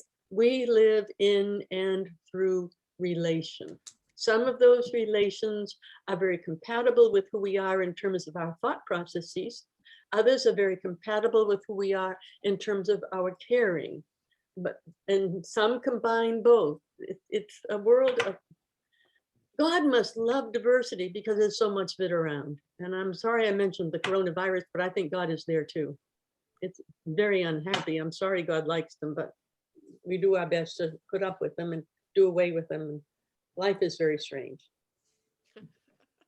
But I think God is everywhere. Amen. Amen. Well, thank you, Marjorie. It's been so delightful to have you here. Is there anyone who has any last comment or statement? I don't want to cut you off, but I know Annie really wants to say something. What, Annie? I don't even have a question really or anything. I just have been sitting here just soaking it all up. I really appreciate the conversations around specifically incarnation, because I think especially since moving into this more, process theology, that's sort of a question for someone who already, I guess, identified as a Christian, right? I didn't grow up religious, but that's who I thought I was. That was my identity. And so moving into process and affirming that this, our ability to contribute to novelty because we're in God, bringing the divinity in all of us and in all things, then why Jesus, right? Like, why do I still need to be a Christian? And so I just really appreciate this conversation around finding maybe a religious tradition that meets your needs, either intellectually or emotionally or spiritually or all of them. So I've just really appreciated this, and it's given me a lot of food for thought because I've been really kind of grappling with the incarnation recently. So this was nice. Well, we have a God who seems to be able to incarnate, and I believe we are called to be something, not nothing, and to be that something with a kind of openness for the relations that come our way, contributing to them as best we can and appreciating them as best we can, because it's the richness of being human. And I think it's God with us. Go sometime to the 14th chapter of John, when Jesus is talking with the disciples, and telling them he's going to go away and all that sort of stuff. And they're all very worried about it. And he says, you will have a comfort, a paraclete will come. And the paraclete literally is a helper who is alongside you. And we've turned it into just a Holy Spirit. But in fact, maybe we are each paraclete to one another, a helper alongside. And when we are in troubles, we look to see where is the paraclete. And the paraclete is in the person who is alongside us to help us. Sometimes it's a friend, sometimes it's a relative, a pastor. But there is help there. Reading the Psalms, the one thing I'm noticing about them, I'm reading them again and again and again, is this: the psalmist is always in trouble. God never prevents the trouble from happening, but God is always present to the psalmist to help the psalmist deal with the trouble. And I think the same is true with us. God is with us, and that with us is like a helper both within and alongside. And no matter what our situation, there is a way to deal with it, because God makes it so. And it may be through your friends, somebody else, or the inner spirit within, but it's how God works with us, in us, and through us.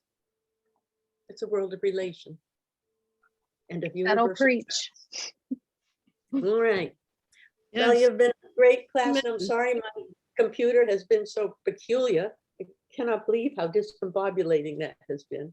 Yes. Anyhow, and it's a pleasure to meet you, and I thank you for being with me tonight.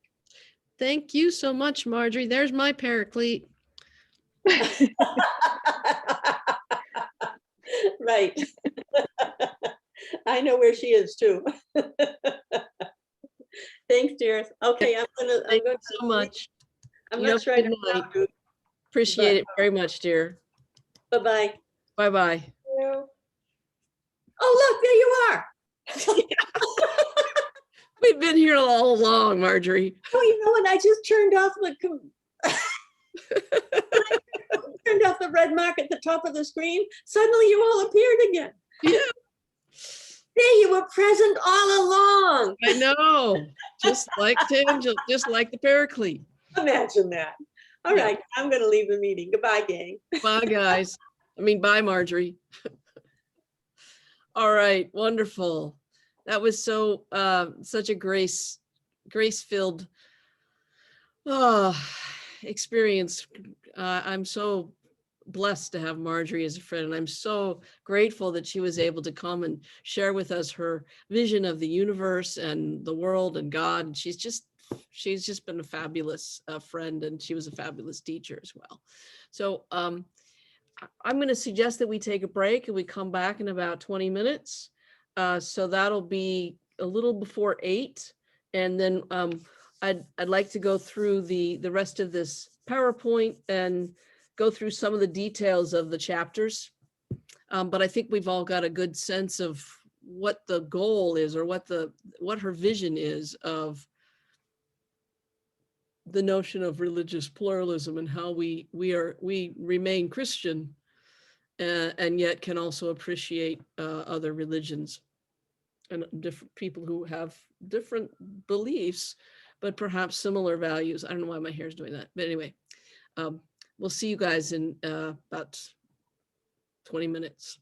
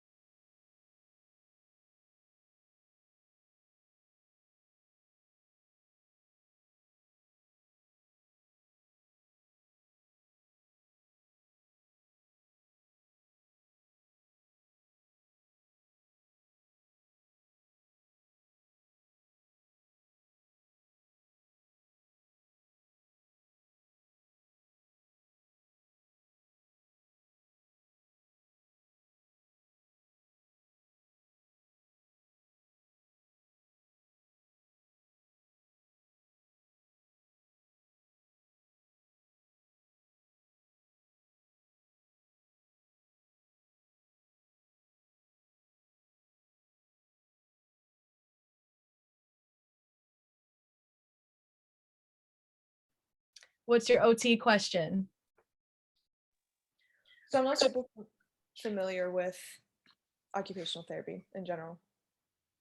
Yeah. From what I know about it, it's generally for like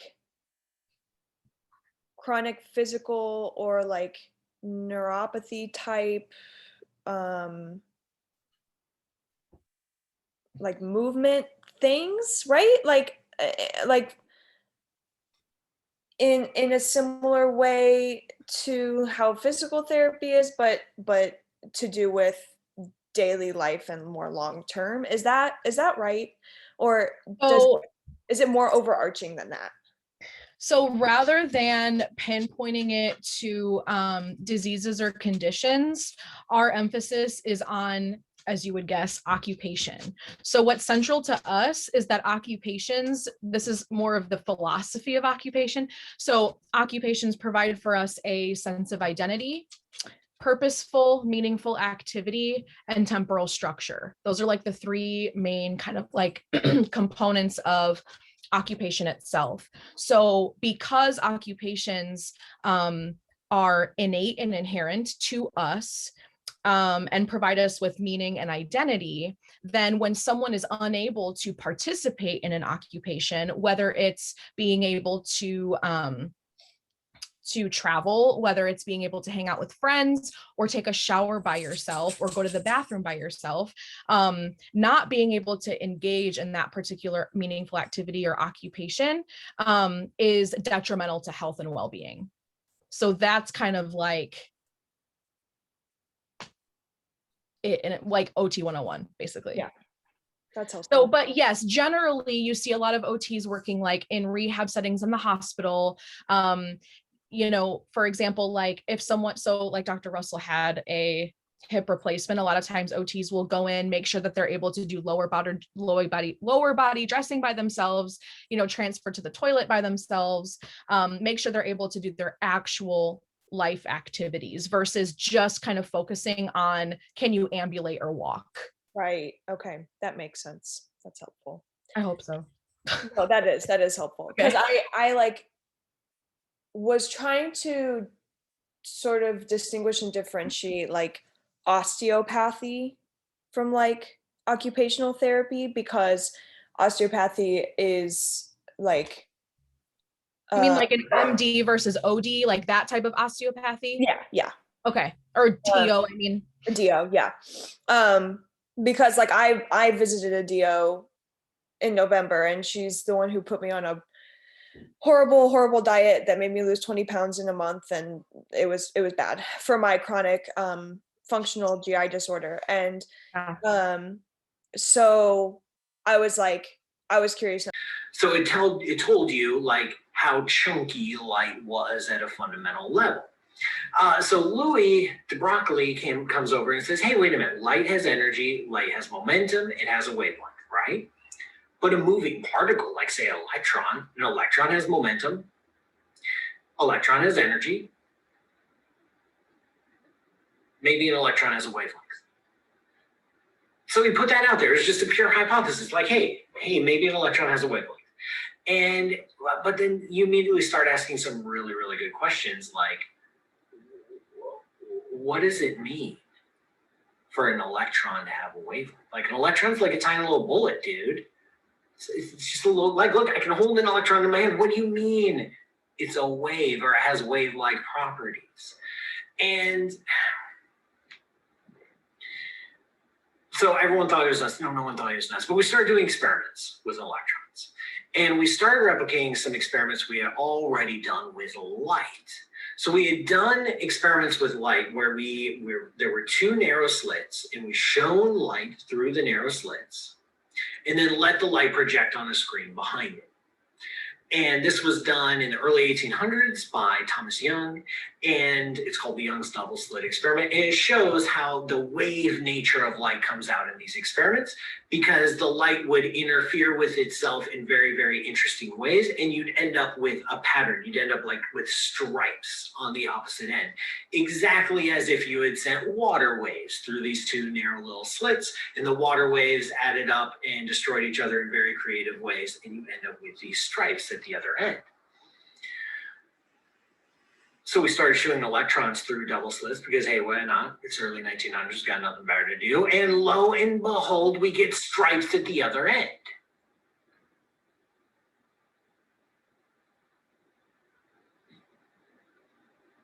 What? Like think about it. You're shooting electrons, tiny little bullets, through some narrow slits, like pew, pew, pew, pew, pew. And somehow, like there'll be a lot of electrons here, not a lot next to them, and then a lot will land over here, and then not a lot, and then a lot, and a lot. Why is an electron acting like a wave? What is the wave? Where is it? I mean, I can see a water wave. I can conceptualize an electromagnetic wave, but what's waving with an electron? What's doing the wiggling? So then we invented quantum mechanics, another episode. And we came up with the math to describe all this, the behavior of electrons, going through. Putting it into words is hard. These are the various interpretations of quantum mechanics. Like, how do we actually describe this stuff? And I'm going to give you like the default explanation, the Copenhagen interpretation. This is the most commonly accepted interpretation of quantum mechanics. Take it for what you will. To me, they're just, words. To me, the math matters the most, but no one listens to me. In the Copenhagen interpretation, the wave that we associate with an electron is a wave of where the electron might be the next time we go looking for it. So an electron really isn't a little tiny bullet when it's traveling alone all by its lonesome. It's only a bullet when you actually see it. When you go looking for an electron, you start bouncing light off it, interacting with it, like, boom, now there's an electron. There it is. But when you're not looking, when there's no interactions, nothing, then the wavy nature comes out. And the electron might be here, but it might be over here, might be over here, might be over here. There's a wave equation, a mathematical equation that describes a wave of where the electron might be the next time you go looking for it. So when you're shooting these electrons through the slits, as they travel, as they propagate, they're not little bullets, they're little like clouds of where they might be. And these clouds, since they're described by waves, the Schrodinger wave equation to be specific, they interact with each other just like ocean waves do, just like electromagnetic waves do. And then when these clouds, so you can imagine like, okay, there might be an electron here, there might be some electron here. They go through the slits and they start interacting with each other in a very complicated way, exactly like waves would. And it kind of spreads out where you might find the electron. Then when that wave finally hits the screen, that is a measurement, that is an interaction. The wave function goes away and it's replaced with a particular location of where that electron could be found. And it will be most likely to be found along the center strip, not likely to be found next to it, then likely to be found next to it. You'll get these stripes. So slowly over time, one electron at a time, you build up the pattern of these stripes. That's the Copenhagen interpretation, that the thing that is waving, the thing that is wiggling when an electron or any particle is moving around is a wave of probability. It's a wave of where you might find it the next time you look. And those waves can do all sorts of wavy things like interfere with each other. And that's how you get patterns like this. So you're welcome to listen to that more. But it's such an interesting notion. I mean, physics is fascinating. to me as well, but also just the fascinating notion that even these scientists that are so smart with electronic, not electron, with electron microscopes and experiments, we don't know where the electron is actually. How in the world are we able to figure out where God is and say God's only this and God's not that? If we can't figure out the electron's just this cloud of stuff, it strikes me that it's an interesting metaphor and symbol for religious language in our discussion. And one might ask, as a Christian, one might ask, is God our notion of that which is divine, who created the universe and who's the Father in the Trinity, and the author of our salvation? Is God a Trinity? Is God a singularity? Is God a multitude? Or is God beyond these numbers that we've created? Just food for thought. I didn't expect you to answer that, but so the next important theme in process theology, as God is incarnating with us, right, is that in every moment of becoming, God is luring us toward a particular way to synthesize, to bring together, to integrate the past, to highlight certain elements. I mean, you always are highlighting certain elements. There's all kinds of things happening in the moment, right? You have to pick the thing that you're going to focus on.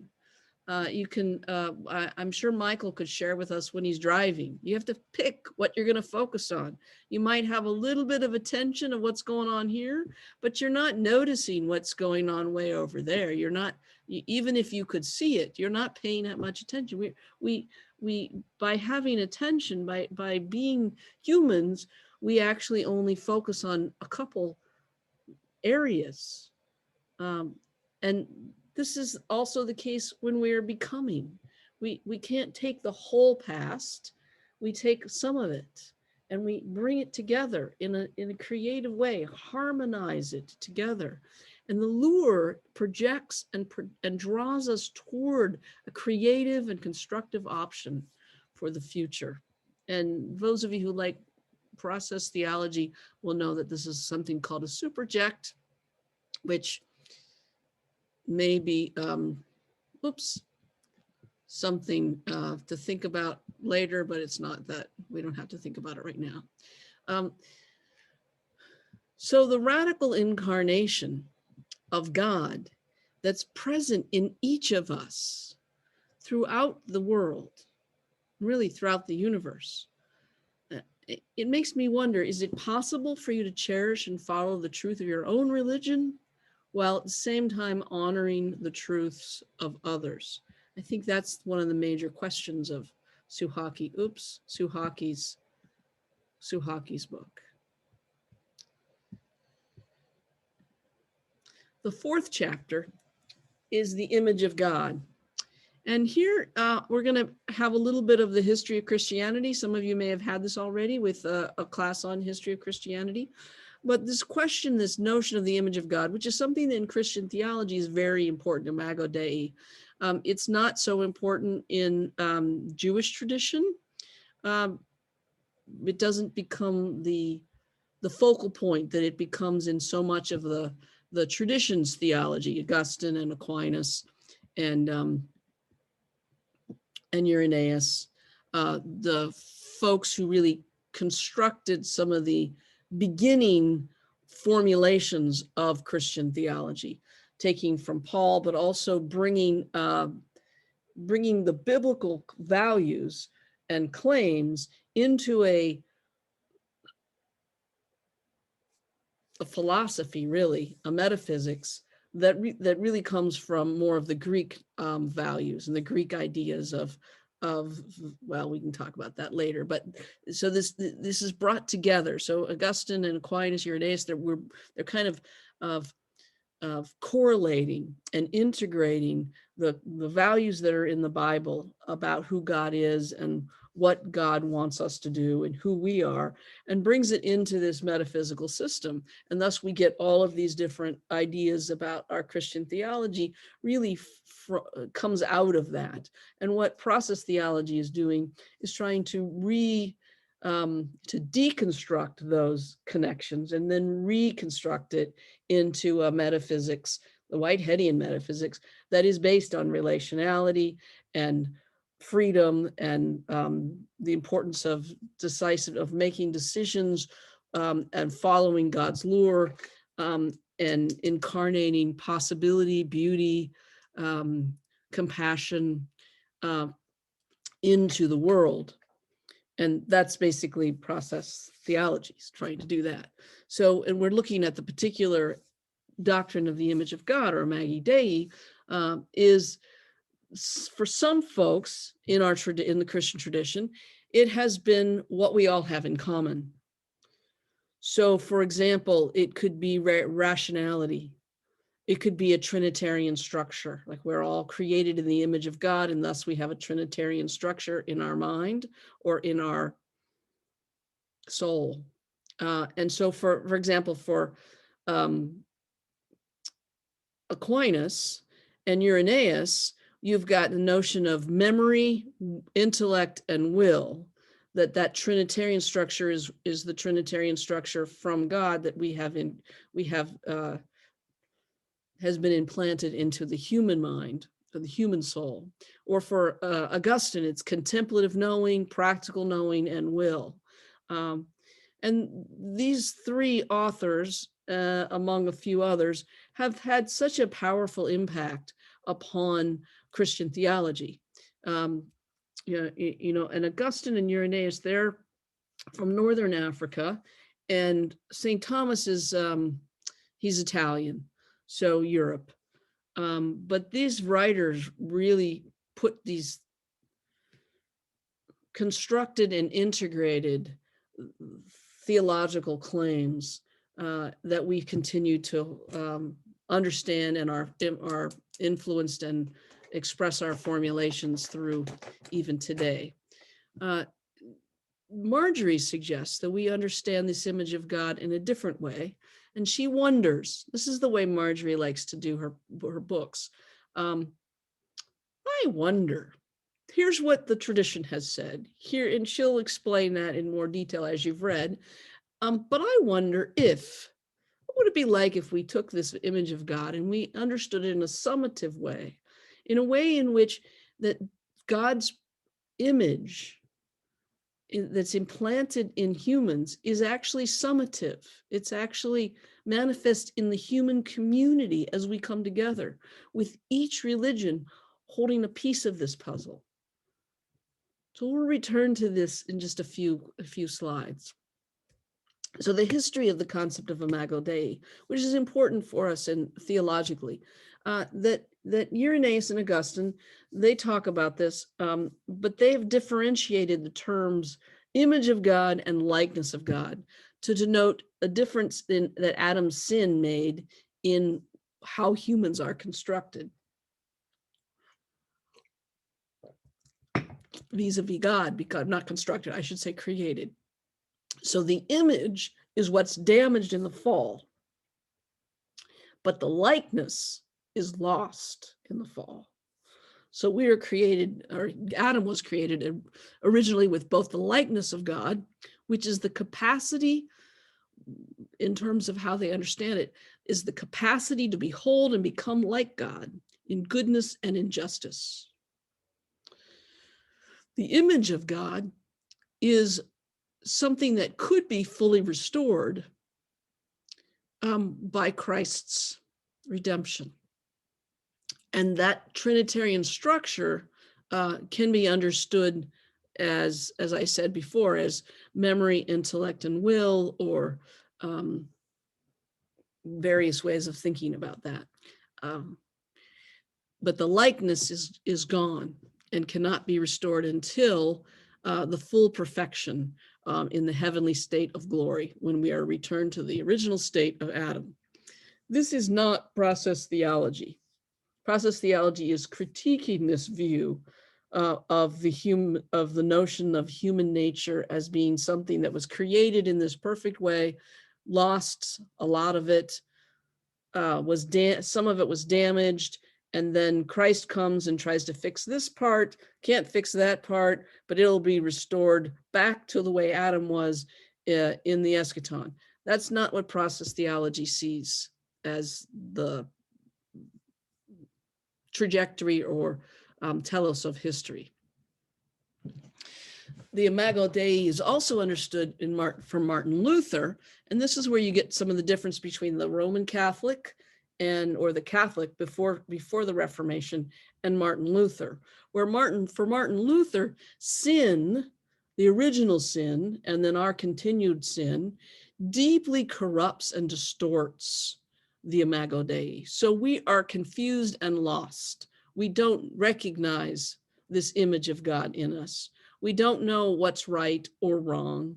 We do what we think is right. Even when we do what we think is right, we're actually relying too much on our own human capacities or decision makings, our imperfect understanding of what we ought to do. And for Luther, we can only be fixed by Christ, in which we participate by faith in Christ. But it won't be fully realized, incarnate, or even visible until the second coming. So I don't know, maybe we didn't have this, but the notion with Luther is that Jesus is like, Jesus provides like a Halloween costume. And this is kind of glib, but let's just go with it because it's quick. Like a Halloween costume that is Jesus, that Christians by faith, it's not physical, right? It's something ontological that Christians ontologically put on, so that when God sees us, God thinks we're Jesus and lets us into heaven. That's how we, and faith is how we hold on to that image. Now, later, Luther will talk about the way in which this Jesus-like get-up actually seeps into our souls and helps us be transformed toward the perfect image of Jesus. John Wesley has an interesting, Marjorie's a Methodist, and she could have talked about Wesley as well, but I was raised Methodist. Wesley has an interesting position that's kind of in the middle between the Roman Catholic and the Protestant, because he talks about how we are changed from glory into glory. So for him, the Imago Dei is, and this is a quote from him, it's a heart filled to overflowing with love toward God and one another. And this Imago Dei is something that we still retain because of God's prevenient grace that's there before we're born. And that's glory that is glorified even more as the fullness of God's love and presence within us develops and deepens in the process of sanctification, or as Wesley called it, the process toward perfection. Now, this image of God can also be understood from, now this is Marjorie's understanding, okay? This is not the Augustine or Aquinas or Irenaeus or Luther or Wesley. But for her, the image of God could be communal and not simply individual. It's not the thing that is the lowest common denominator, but rather is this, as we come together, the image of God is reflected. And it's reflected in different ways, like I was talking about the elephant. According to our different perspectives and our different religious views. and our religious commitments. It is irreducible diversity. This image of God is established in and through the irreducible diversity, which she calls the community of communities. That God is internally interrelated to God's self, which is what the Trinity says. And also we are internally related with ourselves, which is what Augustine says. We are internally related to ourselves just as God is. And we are internally related with each other across and through the globe. That's the part that Suchocki adds that I think makes a big difference.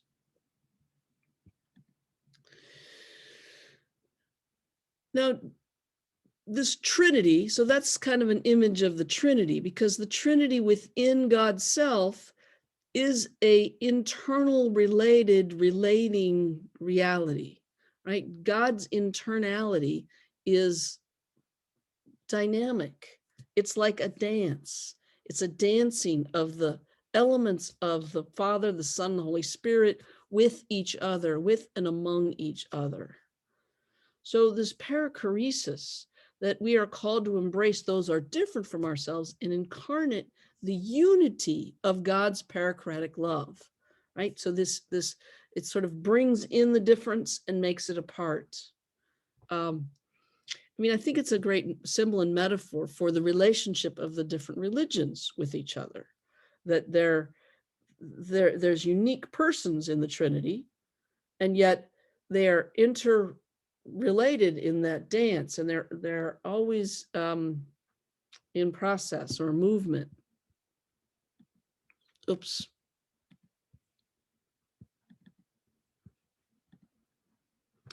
Now, this is another way of thinking about the Trinity that I like.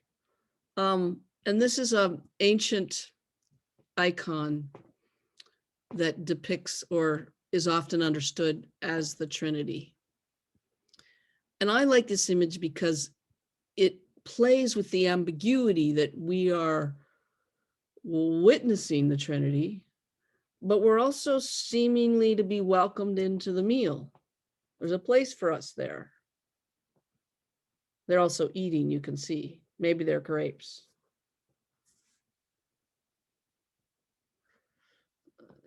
It's just an interesting idea. Are we welcomed into that internal relatedness with God? And God is welcomed into our internal relatedness as we are also connected and related to others. So here are some of the discussion questions. And there may be other questions that you might want to share or raise. So one of them is, what's your response to Suchocki's notion of this Imago Dei as a communal term rather than an individual one?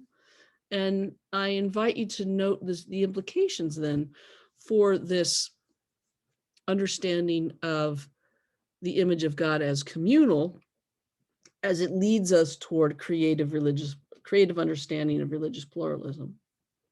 This image of God as communal. Or a second question is, ask you to respond to Suchocki's view of creation as contextual and developmental, right? The creation is happening, and it happens according to the context rather than a universal abstract, here's the idea I have, now go figure out how to make it happen. But rather God working with each individual entity and moment. And then this is for the therapists in the room. I wonder if this image of Imago Dei is communal could help or hinder your treatment of a client, or perhaps a concerned parishioner. You might see this in the context of a case study.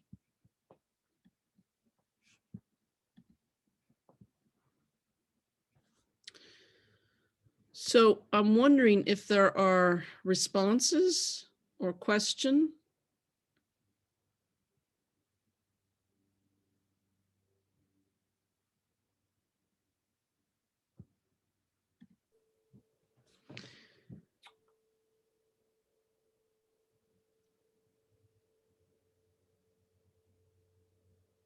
Yeah, so I'm always afraid to talk because I never want to like take up too much time. I wait and wait and wait and wait. I know people are shy. I mean, the other option is maybe to get into your small groups and talk about it, but go ahead, you say something and then we'll see. We don't need to get into small groups.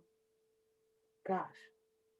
Yeah, comments. Yeah. So I like this communal idea, particularly in this, and I see it in the creation concept that's talking about, and also this incarnation, this and I did like that picture where we're invited in. I thought that was very poetic. I really liked that. Mhm. That we are in community with this triune God, um, and how that extends into this community, and then something's constantly being created in that relationship. Because I'm kind of struggling with the present is, um, you said something while while the author was here, something about the present can be regenerated or something. I didn't get that. Well, I said something about how, unlike power, which seems to be limited, presence isn't.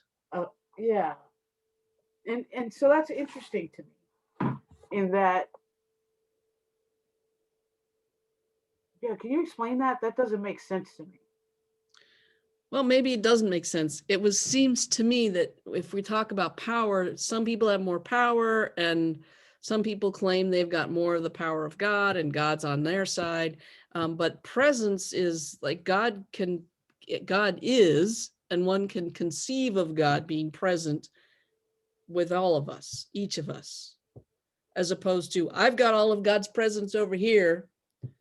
Oh, I see what you're saying. No, okay, I got it. Okay, I went to. You went somewhere else. I Where'd went you to the go? extreme and I thought, okay, all right. Yeah, I got that.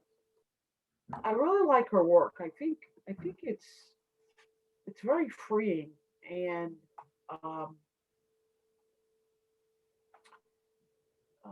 it's just very inviting.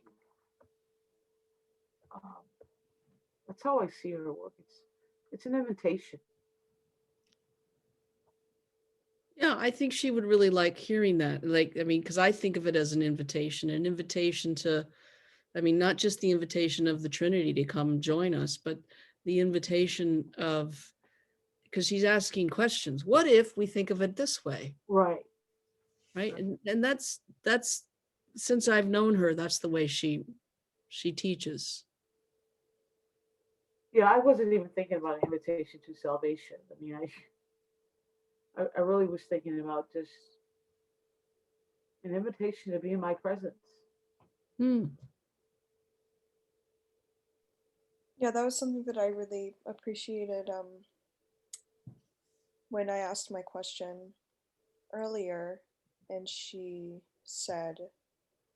did the same thing. She said, well, I wonder what would happen if we focused more on being in the presence of God than we did on power. And that was like everything she said was just like, oh wow. That was one that really particularly was like, oh wow. That sort of reframing that I do in therapy all the time, right? Let's reframe that, right? And thinking about, and obviously it's not so easy to be like, let's reframe your trauma in the presence of God. It takes a lot more work than that and a lot more recognition in trauma therapy. But just for me, the idea of when working with people who have been hurt by institutions that claim to be in the presence of the divine, but really are in the presence of power, to allow them to come to that understanding that is not what the presence of God feels like, that's not what it has to feel like, was really powerful for me. yeah, there was something else I was going to say, but I forgot. Well, I appreciate you sharing that. And I also love the way that you noticed and appreciated Marjorie's way of engaging with questions, in which I wonder if we look at it this way. And so then I wonder if we can also understand the church among many other institutions, but the church being of a mixture of power and God's presence. Because I think it's really nice to be able to imagine an institution that has at least part of its motivation and part of its core engagement being about God's presence and inviting us to participate in God's presence, or being able to help us feel invited by God to participate in God's presence. That sometimes the power dynamics get in the way of that. Absolutely. I mean, I completely agree, and I think that that's where my journey has taken me. Right, as I brought a lot of harm from institutions and ended up finding Good Samaritan, and was reminded or taught, retaught, that there are institutions that in which I can feel as though I'm in the presence of God, and that is possible, but that we can also find the presence of God in other places. And yeah, I really appreciate that a lot. And I remember the other thing I was going to mention is that a ministry initiative that I'm working on right now that we're actually launching in May, that St. Paul's on the Way is launching, is called Wilderness Worship. Which long term is trying to be an interfaith organization, but right now we also recognize that we're made up of mostly Episcopalian, like Anglican sort of tradition, Celtic spirituality, but our ministry is in our worship is based in nature, and so we're going to be meeting outside at different parks all around Central Indy, and we're going to have liturgy that is based in Celtic spirituality, and we hope to branch out if other people of other faith backgrounds are able to join and are interested in leading, and we can sort of live in this pluralistic environment together with we're appreciating our diversity, but we're also worshiping the earth together, and that's sort of this commonality that we can share is something that is coming up a lot when I'm reading this, as really helping me to understand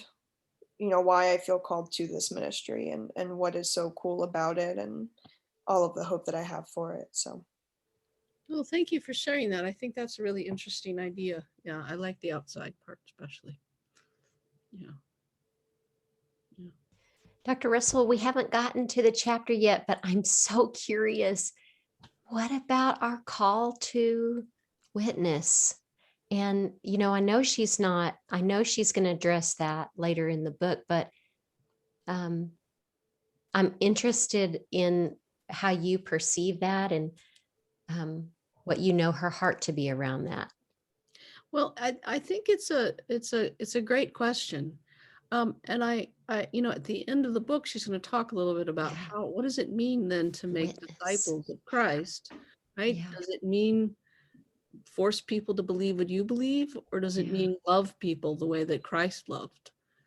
Does it mean be open to listening to others the way that Christ was open to listening, and reframing what might have become problematic ways of living in the world in different contexts, right? I mean, contexts change. And so I think Jesus is trying to help the people that are following him find what is core about their religious beliefs, their religious faith. And how do we have a new way of doing that that's more inclusive? Let's open this thing up. You know, and the notion of, I mean, to me, it feels like it's wrong-headed to take the notion that all you have to do is have faith in Jesus and turn it into, that's a litmus test as to whether or not you're saved or not, or whether or not you can be part of the community, right? I mean, all you have to do is engage with this guy that we know, or this, shouldn't say the guy we know, but this person that we this It has teacher. been so beneficial in our life. I mean, I Yeah, don't know. exactly. Yeah. So it's much less of a, I mean, I think John makes Jesus into a divine creature or divine entity that needs to be worshiped. But Jesus is always saying, no, don't worship me. You know, I'm pointing to the Father. I'm pointing somewhere else. And I guess, I mean, you'll have to read the chapter or chapter. listen to Okay. the presentation, right? Yeah. To get more of it. But I Yeah. think that's the general idea. Okay. Right? Great. I mean, isn't God, Jesus and God, isn't it pointing to something that is as inclusive as possible? Mhm. Right? As opposed to, you have to be born under this way, or you have to eat this way, or you have to Yeah. not eat that, or you have to follow these rules. It's about love. Mhm. And to share, it's like she's saying, it's relational. It's not me going and saying, tell me about the way God shows up in your life. You know, what does spirituality look like to you? Do you have God? What is that relationship like? But it's this shared relationship where it's recursive, right? It comes back to, well, okay, you've asked me about your faith. Tell me about your faith. And, you know, it's a dialogue, it's a conversation of how does reverence show up for both of us. And in turn, I kind of hope that's where that chapter is going to go, to be able to share and or to ask for someone else to share, and then be able to share as well, just to experience what God looks like for both of us, and to learn from each other, I think is what I hear her saying, and to really Yeah, I think that, I bond mean, I over think that. her example of her Buddhist family, and you know, anybody who is close friends with someone who's of a different religion. I mean, I certainly don't try to convert my friends, the Rabbi Sassos, the rabbis. Yeah, that was cool. I liked his article a lot. Yeah, oh good. Yeah, he's wonderful. Good. Yeah. The Jewish Christian dialogue class is fabulous. I love it. Teaching with him. But you know, to learn how do they understand this? How do they understand and make decisions, and what's important? I mean, how eating is a part of every religious holiday. Eating's a really important part of it. Sometimes we're not able to eat the things that we really want to eat, but we eat other things. You know, with Passover and the unleavened bread. But it's so family and communal oriented. I mean, what do we do? We'll eat. I mean, I think Christianity does that too. It's just that we've turned it into little wafers, and yeah, I mean, some of us have. But really, it's much more. I mean, I think, I don't know. I was raised Methodist, right? So I was always thinking, you know, the real thing was in the potluck dinner after the service. Me right? too. Hallelujah. Yeah, exactly. It's so sad, but it sure was good. Exactly. How many baked beans recipes can you have, and scalloped potatoes and ham? Yeah. That sounds good. Yeah. Bringing that up makes me think of the Jewish service I went to for comparative religion class. And as soon as the service was over, my coworker who went with me and I were invited to go to their fellowship hall, basically, and fellowship with them with refreshments. And it just, you know, it was one of those things, the whole service felt familiar. And then going to fellowship afterwards felt familiar. And it was a great opportunity to ask questions and learn more. And I was also blessed. One of my mom's rabbi friends, it was his congregation that I got to go visit. So someone to help me understand how to follow along in the service, because most of it was in Hebrew. Hebrew, yeah, it goes the other direction. Yeah. Yep. Yeah. I love that. I love those experiences. Thank you for sharing that. Yeah.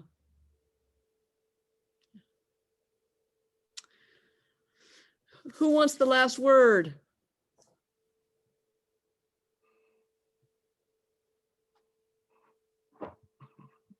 Michael, do you have a last word to share with us? Are you still on your in your car?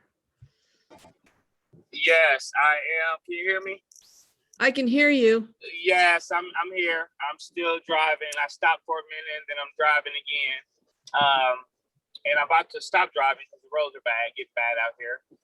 But my last word would be that I'm just grateful for the class and the interaction and the discussion. I'm normally a talker, but everyone here is just so intelligent. I love just listening and instilling knowledge and forming new ideas. Well, thank you for sharing that. And I'm so grateful that Marjorie was able to join us, and thank you for your hospitality for her. Thank you so much. We'll see you next week, and there'll be some presentations on this, and so we'll get to hear your readings of it and hopefully have some more discussion. So we'll have a lot more time for discussion next week. Thank you. All right. Thank you. Bye-bye, everybody. Good night. Thank you. Good night. Good night, Juan.